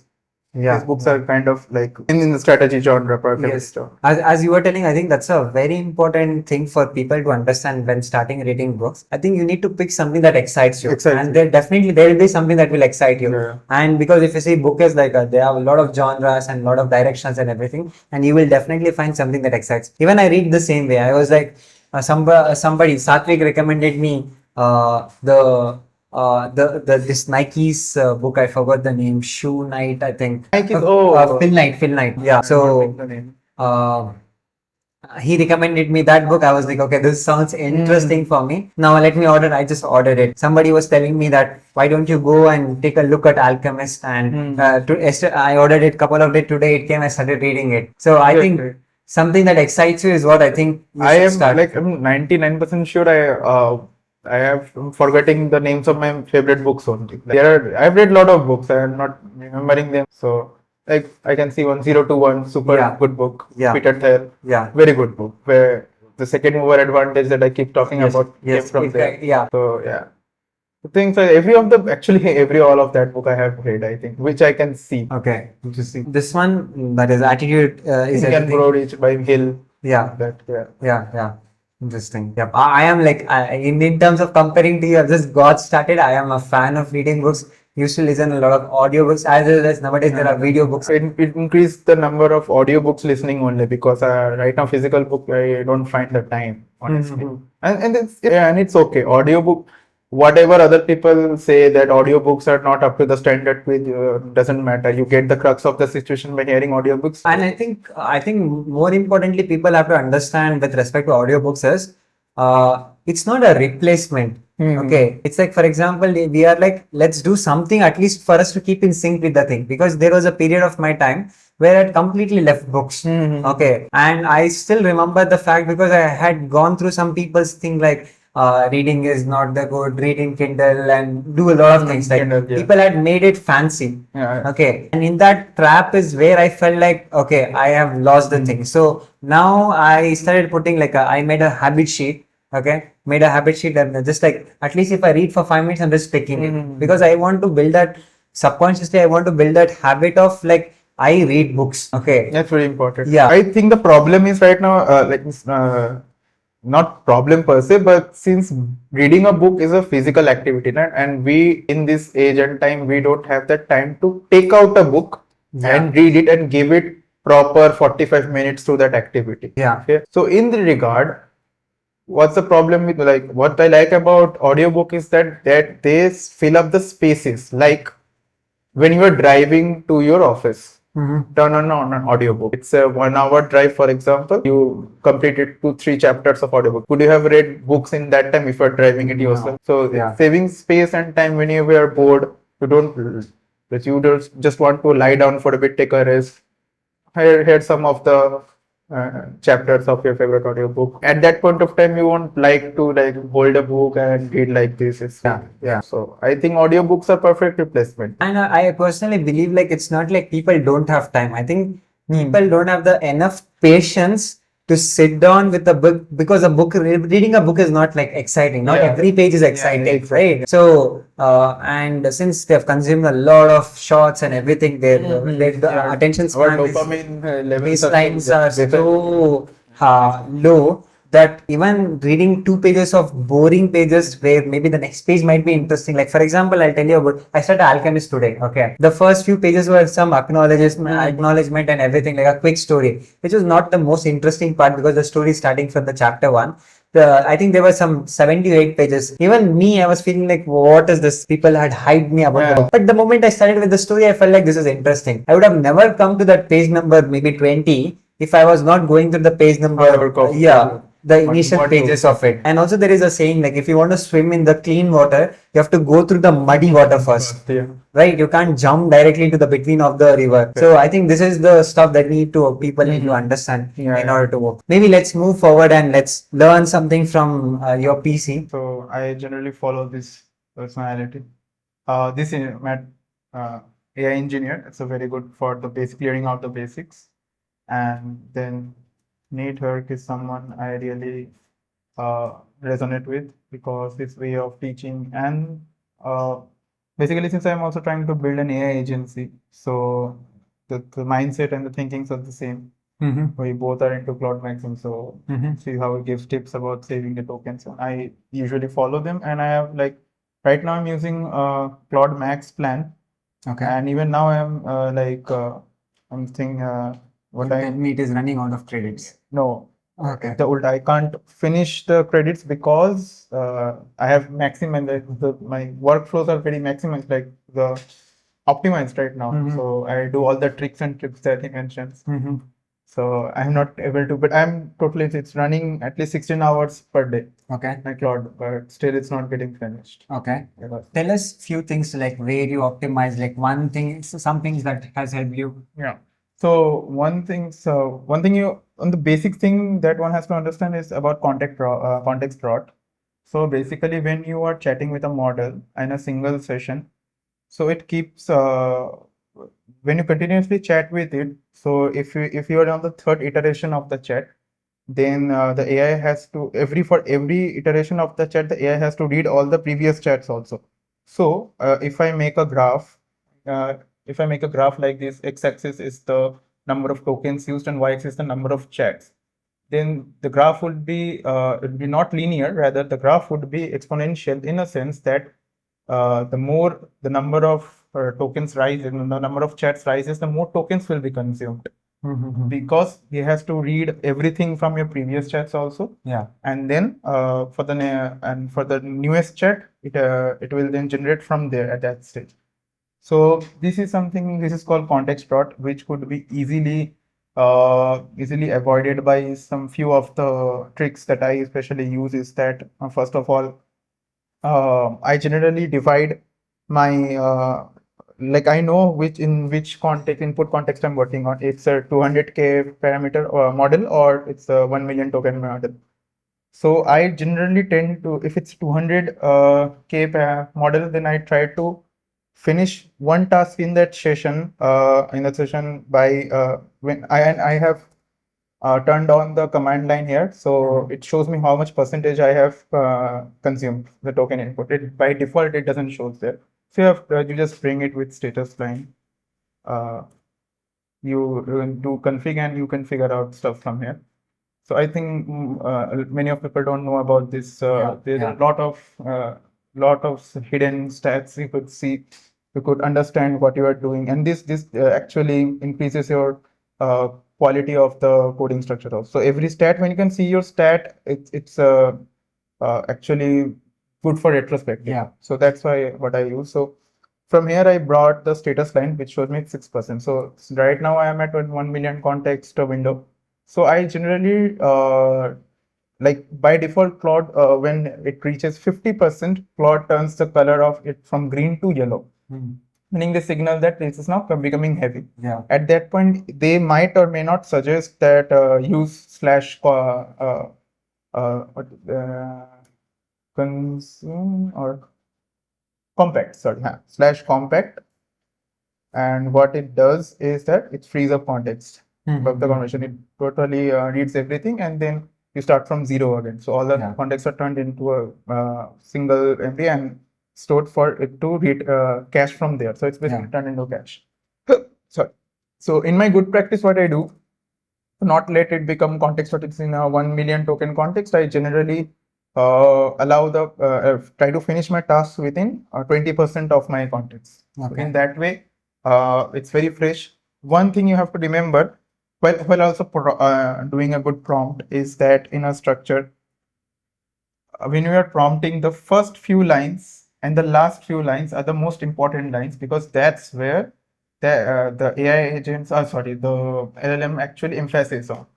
So and so basically LLMs are what they are, actually an advanced guessing machine. So you type two words, it will try to predict the third word, and that's how the LLM basically works. It's a very high surface level I'm talking.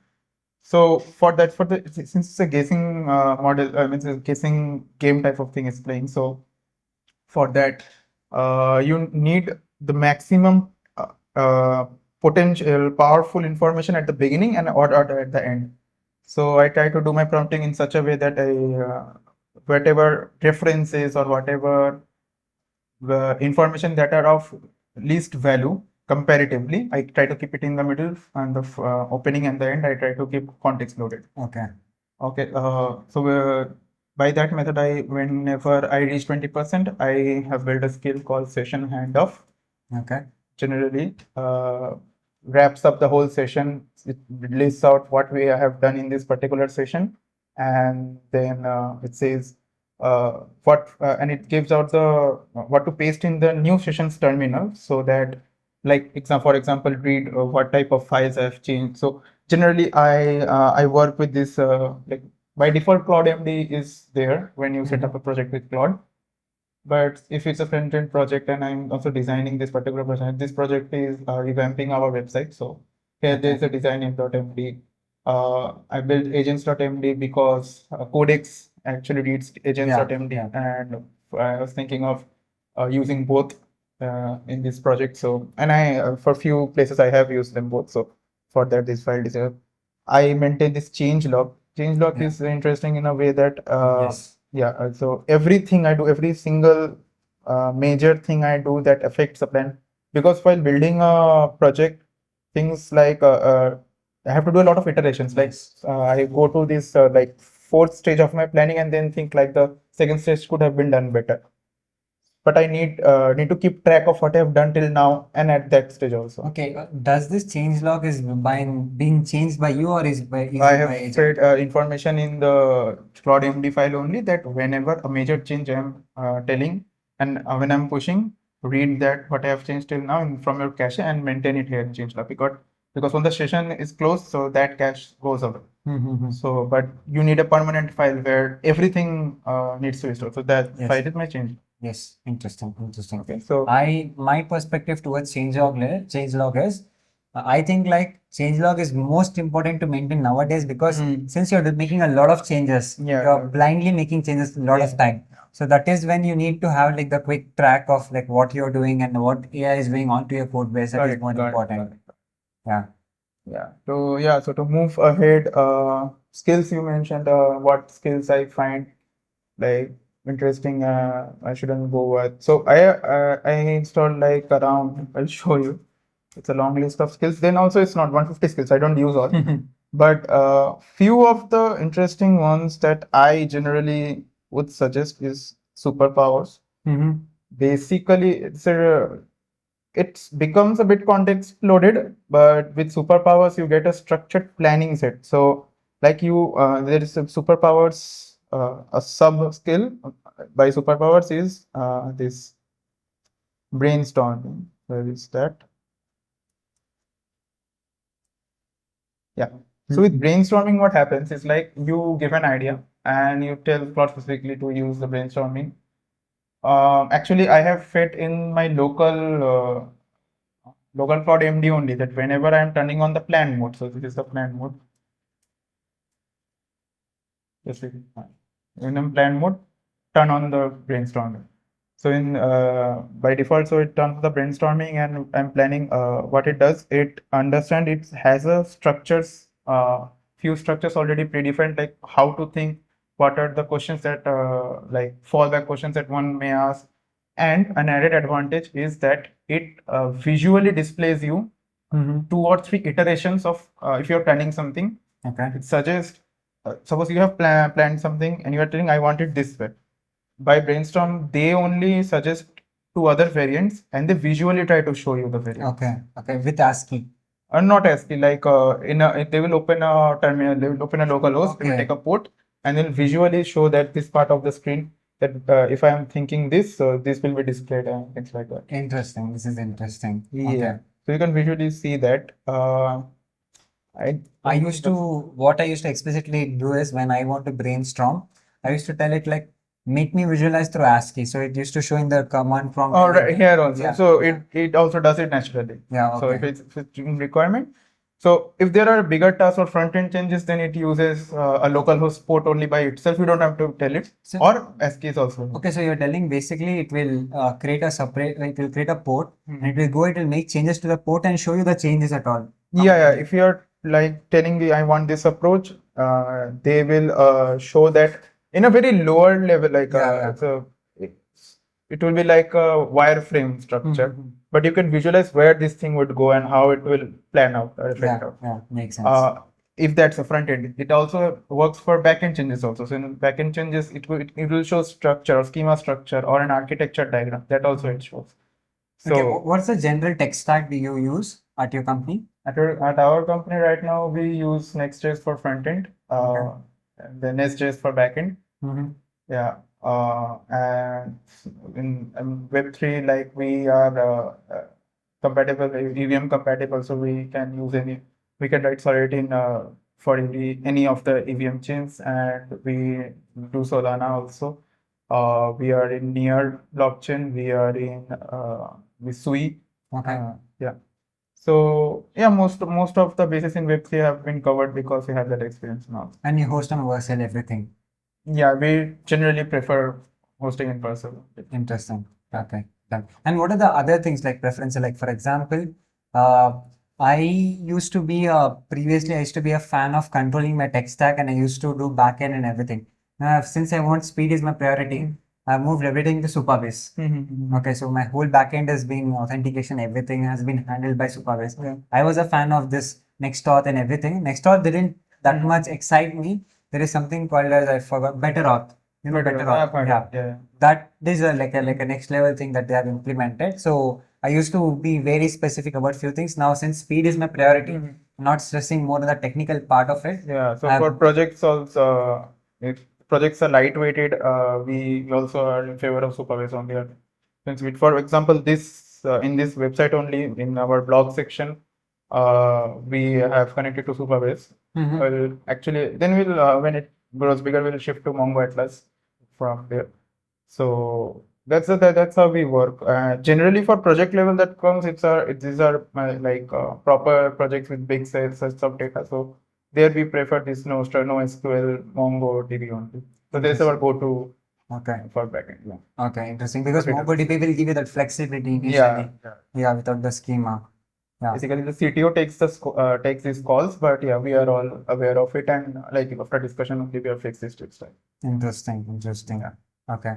So can you also share us some more channels that you feel like people should know and some underrated channels in for the AI space, like how you were showing the person and everyone. Underrated, I think AI engineer this guy is underrated. AI engineer is underrated. I feel I don't know how many subscribers they have, but for kind of contextual and learning concepts, I think this is the best channel. Yeah. I also suggest IBM Technology. IBM Technology is one search. I really Because I first go here, understand, then go and see. She's subscribed already. So yeah. Other than that, this is not particularly AI, but Network chunk, but he at least curious. Yeah. He makes that curiosity in you around tech. yeah, he makes you like totally hooked. Whatever he's saying. Yes. He's like the Mr. Beast for tech. Yeah, Mr. Sorry, correct. Again, these are not underrated. You can see so many subscribers, but yeah. And on top of my mind, like I couldn't remember these are like few of them. Interesting. But NetHealth is someone like I actually like follow from the beginning when he was also starting.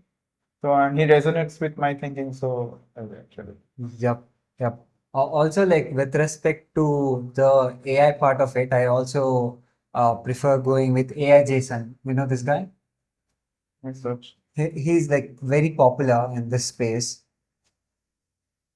but his understanding towards this is really good.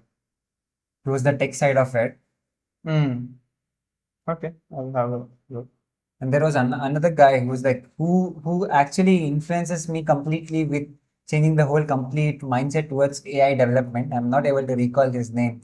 Some long unpronounceable name. But for the like ML part of it, I follow Andrew NG whenever required context. So Andrew NG is big. Okay. And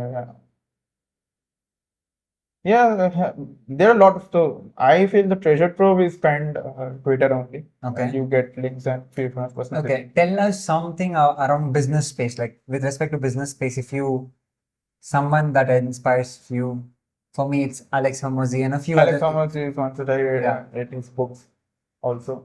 He came out with the book that last year only. Something ideas, $1,000 idea or something. $100 million idea or something. Not.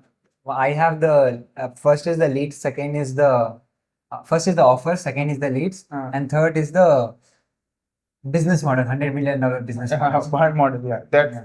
then obviously the OG naval Rubicon. Yeah. Yeah. So the almanac of naval, so that's there. Yeah, so I generally get inspired by these two.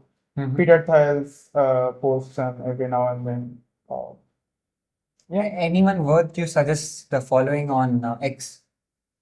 Anyone's work. Anyone worth that you suggest following people around X? Like some, because I feel X has a lot of underrated people. Because Lot there of is no, underrated people.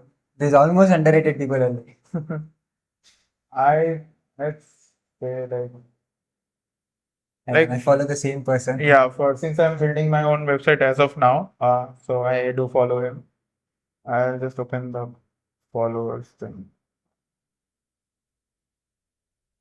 I was not into like so Twitter. I was not too much active, but recently, like 3 4 months, like from Jan, proper. So this guy is good. Ronnie is good. He talks about He talks about the automations and AI only, like disclosing everything, like what he have learned. So this is good. This is the creator, the god. I like this guy also because of the maths idea. Yeah. So yeah. Yeah, the top of my mind, these are the people. Matt Von Hart, very good again. Tariq is very good. Like he works in Cloud Code directly. He first introduced to that skill. There's by Anthropic. They use this skill only. The front end design. This is a famous one. This is a famous one. I use it and it's create distinctive things on them. So yeah, these are the few. What are the things you do to reduce the AI slop that the AI brings? I know skills are obviously nothing, but still beyond that. I build a chain of skills for myself. Like I have a fixed pattern. Firstly is that I'll show you one right here only I have used superpowers here. One brainstorming and I have come with this sessions MD where like since so it has context about what I'm doing so it will make you understand also better. So what I'm trying to essentially say is since I'm working on a website, so there are spaces that there are sections that I've already built, sections that I will build from scratch, sections that need copy changes, or sections that maybe need iterations in the front end or revamp a little bit tweaking. So I have created these chains manually for myself only. So for suppose we have named it context A1. So what it does is that in the homepage section from scratch, this I told follow this chain of skills that I'm using. Okay. So brainstorming, and then I start with this landing page writer. Interesting. This is interesting. Yeah, then auditor, then SEO, GEO. For these are all skills that I have researched and are good stuff. I'll show you from where I download the skills also. Skills.sh, yeah? Skills.sh is one salesmp.com. Okay. These two are big. Yeah. So from here, then write section spec uses superpowers only. Then design review, design shotgun. This shotgun is from GStack. So carry times on. That is very popular. Very popular. But yeah, there are better. Yeah. Impeccable is something that I use for finishing or the layout. It's for polishing. So it's a good. It has like, but how can you say that I have harnessed it? Like basically the harness engineering is basically what it ties down to that your AI agent don't make so much slop, right? Yes. So for that, I like this is one method of it that I completely tell that follow this chain of events. If anything, if you have the creative liberty, if you step out of this chain to formulate something, let me know at that instant and tell me from which block you have separated, and then from there ask me permissions. Buying Cloud.com MD, I have mentioned every time that any small dilemma, any small decision you make, don't assume. Work from first principles is a keyword, and then execute after confirming me. So ask questions first. Any basic questions that you think. So what I'm trying essentially to say is that I don't work in a way that I run it and then I go for a walk. I generally sit in front of it. So I specifically mentioned that if you have any single question, ask for me. Any assumption, don't make any assumptions. So that's why I try to harness the models working properly. Yep, yep. So you're controlling the complete workflow of it end to end. End to end, end to end. Yeah, For yeah. now, I like this structured method. I know, like obviously, by time the models will self-learn all these, the skills will be pre-built. Many of skills will become pre-built into it. But for now, this is somehow I maintain the harness. Yeah, yeah, yeah. This is interesting.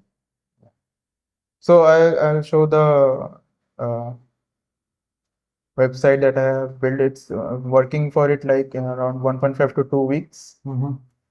And You don't use bun. no, no. Okay, why?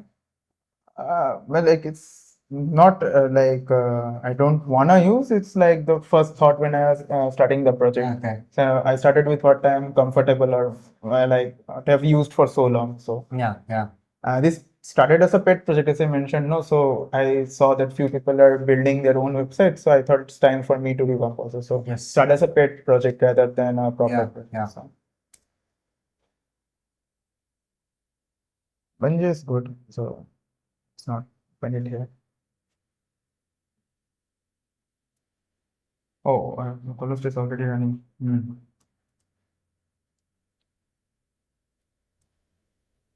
So this I have to work on this reducing the few things I have to still work like reducing the font size of that. Is this block the code. same font that is used here?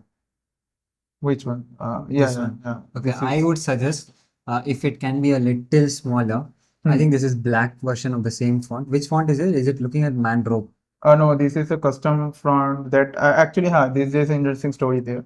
After I built the designs, so I thought something was missing. So I used plot design also. So there only it suggested using an Indian typography. It's a type font created by an Indian company only. But this looks premium. The font looks premium. Yeah. For that reason only, I actually it actually suggested me Switzer, but it was paid. I didn't want to use paid fonts as of now yet, so that's why. What is it? Designs. What are your thoughts on this thing? Cloud design? Cloud design is very contextually heavy. It's very powerful, but also it eats away your token a lot. So I would suggest first creating the design system out of it and then leave it. Create all the rest the screens by Cloud Code manually, and then come for a final tweaking or final polishing of it. Interesting. So I built the design system here, and this is the font. So this is the old one, I think. Still saying so. It's an Indian typography.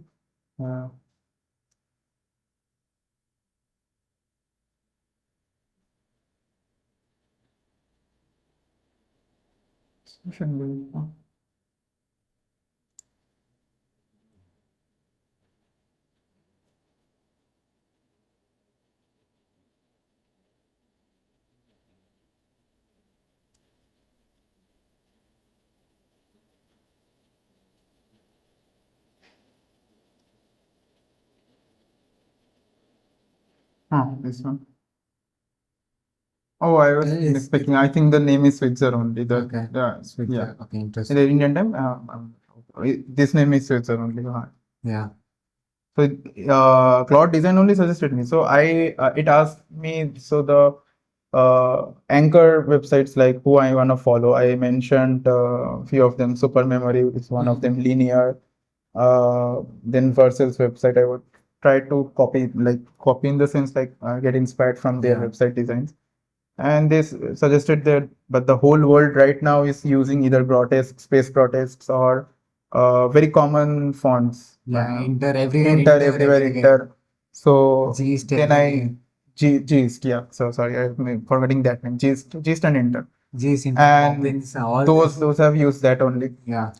Then there was another that I forgot. Another one name was there. So everyone was using that. So I told like I want the same feeling, the same like the same royal feeling or the compact feeling, but I don't want like it looked like everyone else's website. So Yeah. then it suggested like this is the closest to that type, this type of closest to it, but it's different. It makes you different, and Yeah. since you're an Indian company, so it Yeah. like it has that edge. Yes. But I want to just clarify one thing. We're an Indian company based. The team is based out of here, but we are registered in Dubai and US also. Mm-hmm. So from Delaware and Sharjah. So yeah, this is how I created the design system, and then I tried implementing. Still work in progress, so you might find some inconsistencies. But yeah, I'll wrap it up in like Looks good. Looks good. Really good. yeah. Is this all made by Claude? First iteration, no. First iteration, it really sucked at it. Mm-hmm. I had to like prompt a lot way through it. So after that, it came to this. Yeah, all this first iteration, it really sucked. It's all part of the harness engineering that put into it that created this. Mm-hmm.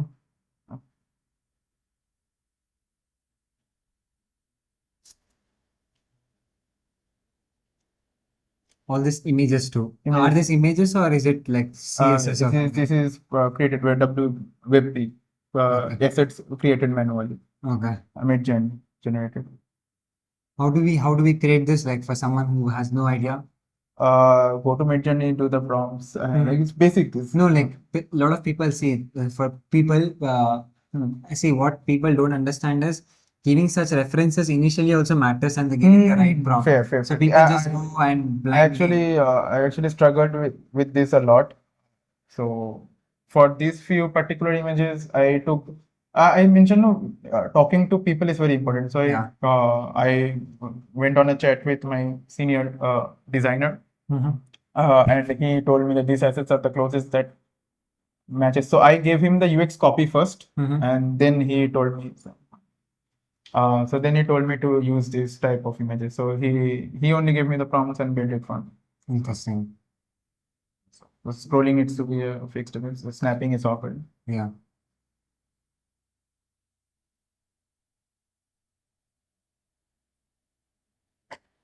And this all the content is SEO and AEO optimized. So using the skills that I've already shown.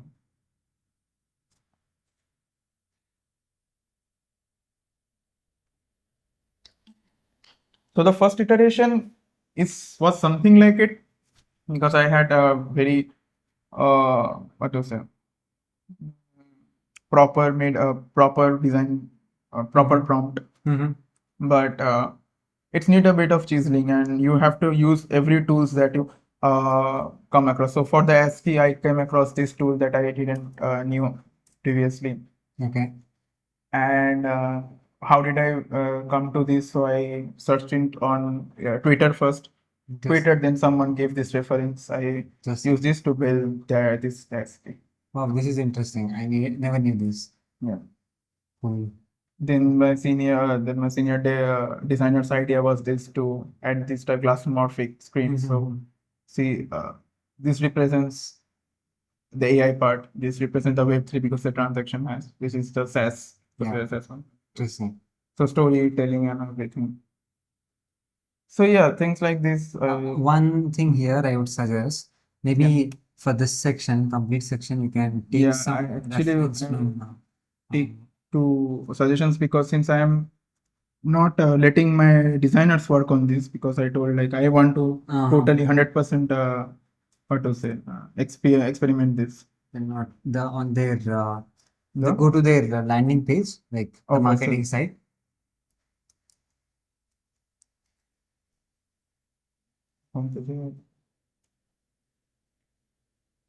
Let's go from pricing redirect. Yeah, just hover on there. They'll have that card kind of UI. This is one thing. And second thing is like this kind of card. Okay, they have not put in this. I think on Next.js they have put. So if you go to Next.js,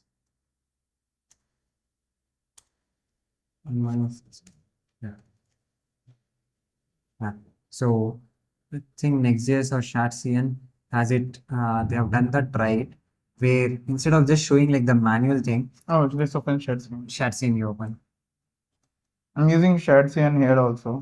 I suggest you go with um, base UI. Base UI in Shatsion, but there is something called as origin UI. This is really I've good. used type UI though. Okay. This Okay. I was not knowing. How is this? okay. Okay. But something that made me feel a lot better than Shatsion is origin UI. Okay. Oh. So they have very good. Actually, this is like cal.com, right? Yeah. So cal.com's company have built this UI library to you use them in their own components. So they have a Nice. lot of great combination. For example, I'll show you. See, let's just say you come to inputs. Okay, I think we have opened the wrong site, but still, this is the wrong site. They have actually removed all the stuff and hid it out from the public. I think so. On this behalf, I like Ascertainty the best. I feel But like it's Ascertainty paid. is paid. I'll not go on the paid side. I'll go on the site where it is too much cluttered and too much of. It's good for what do we say, landing pages, but not beyond that is what I personally felt. So see, it's like Shatsion gives you single input. If you come here, you have Lot. all kind of Different like types of. yeah, all the combination you can go with like Hmm. use the slash. You have the slash keyword and everything. Like when you give all this context to this Claude, our Claude, what happens is see all the things I just use it, pre-build it, simple. Hmm. Everything is pre-built. So this way it saves a lot of time without Yeah, yeah. rethinking on Yeah. specific because now when I since we are building dashboards and everything, we need such some way one place to see all these things. Even though if we don't get the code, we can get the code, but even though if we don't get the code also, I need that clarity. Okay, I can also position in the other way.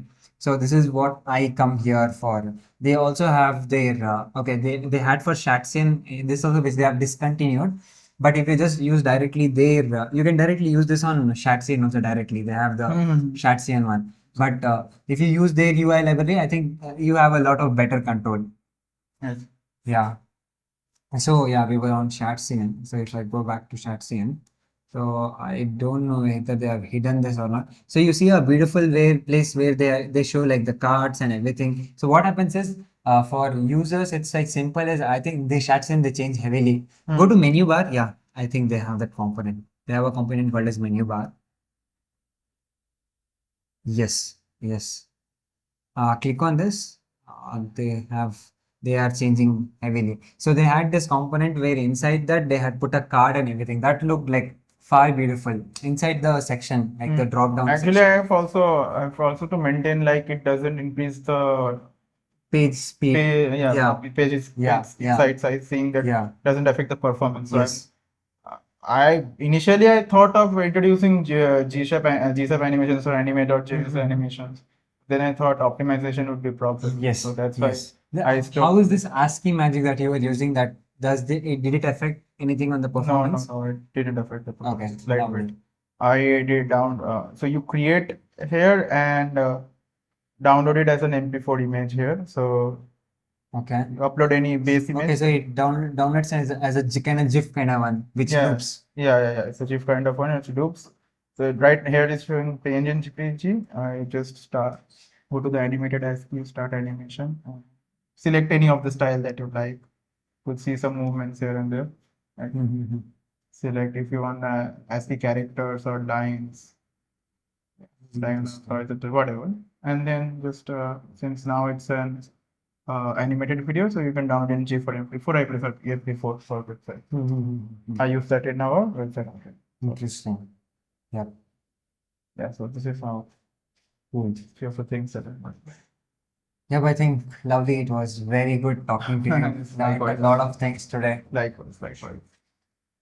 Half of the stuffs like I'd like to show some there again separately because time constraint we have. Yeah, yeah. Lot of interesting stuff. I'm learning every day from this everyone like on Twitter or keeping on emphasizing that in Twitter or Reddit are the treasure trove right now. You could learn a lot of new things from there, especially Twitter. Yes. You all know it better than me. So that's I'd say keep on tinkering with whatever you want and always don't like whatever ideas you have. I would suggest that start implementing, start anywhere, start with a scratch idea, even if it's bad, just start it.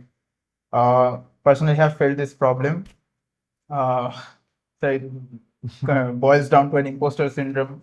and then it gets messed up. So I would suggest that starting anywhere is the best place. Yeah. They say no, that is like the best time to start was 20 years ago. Yeah. The second best time is Yes, today. ma'am.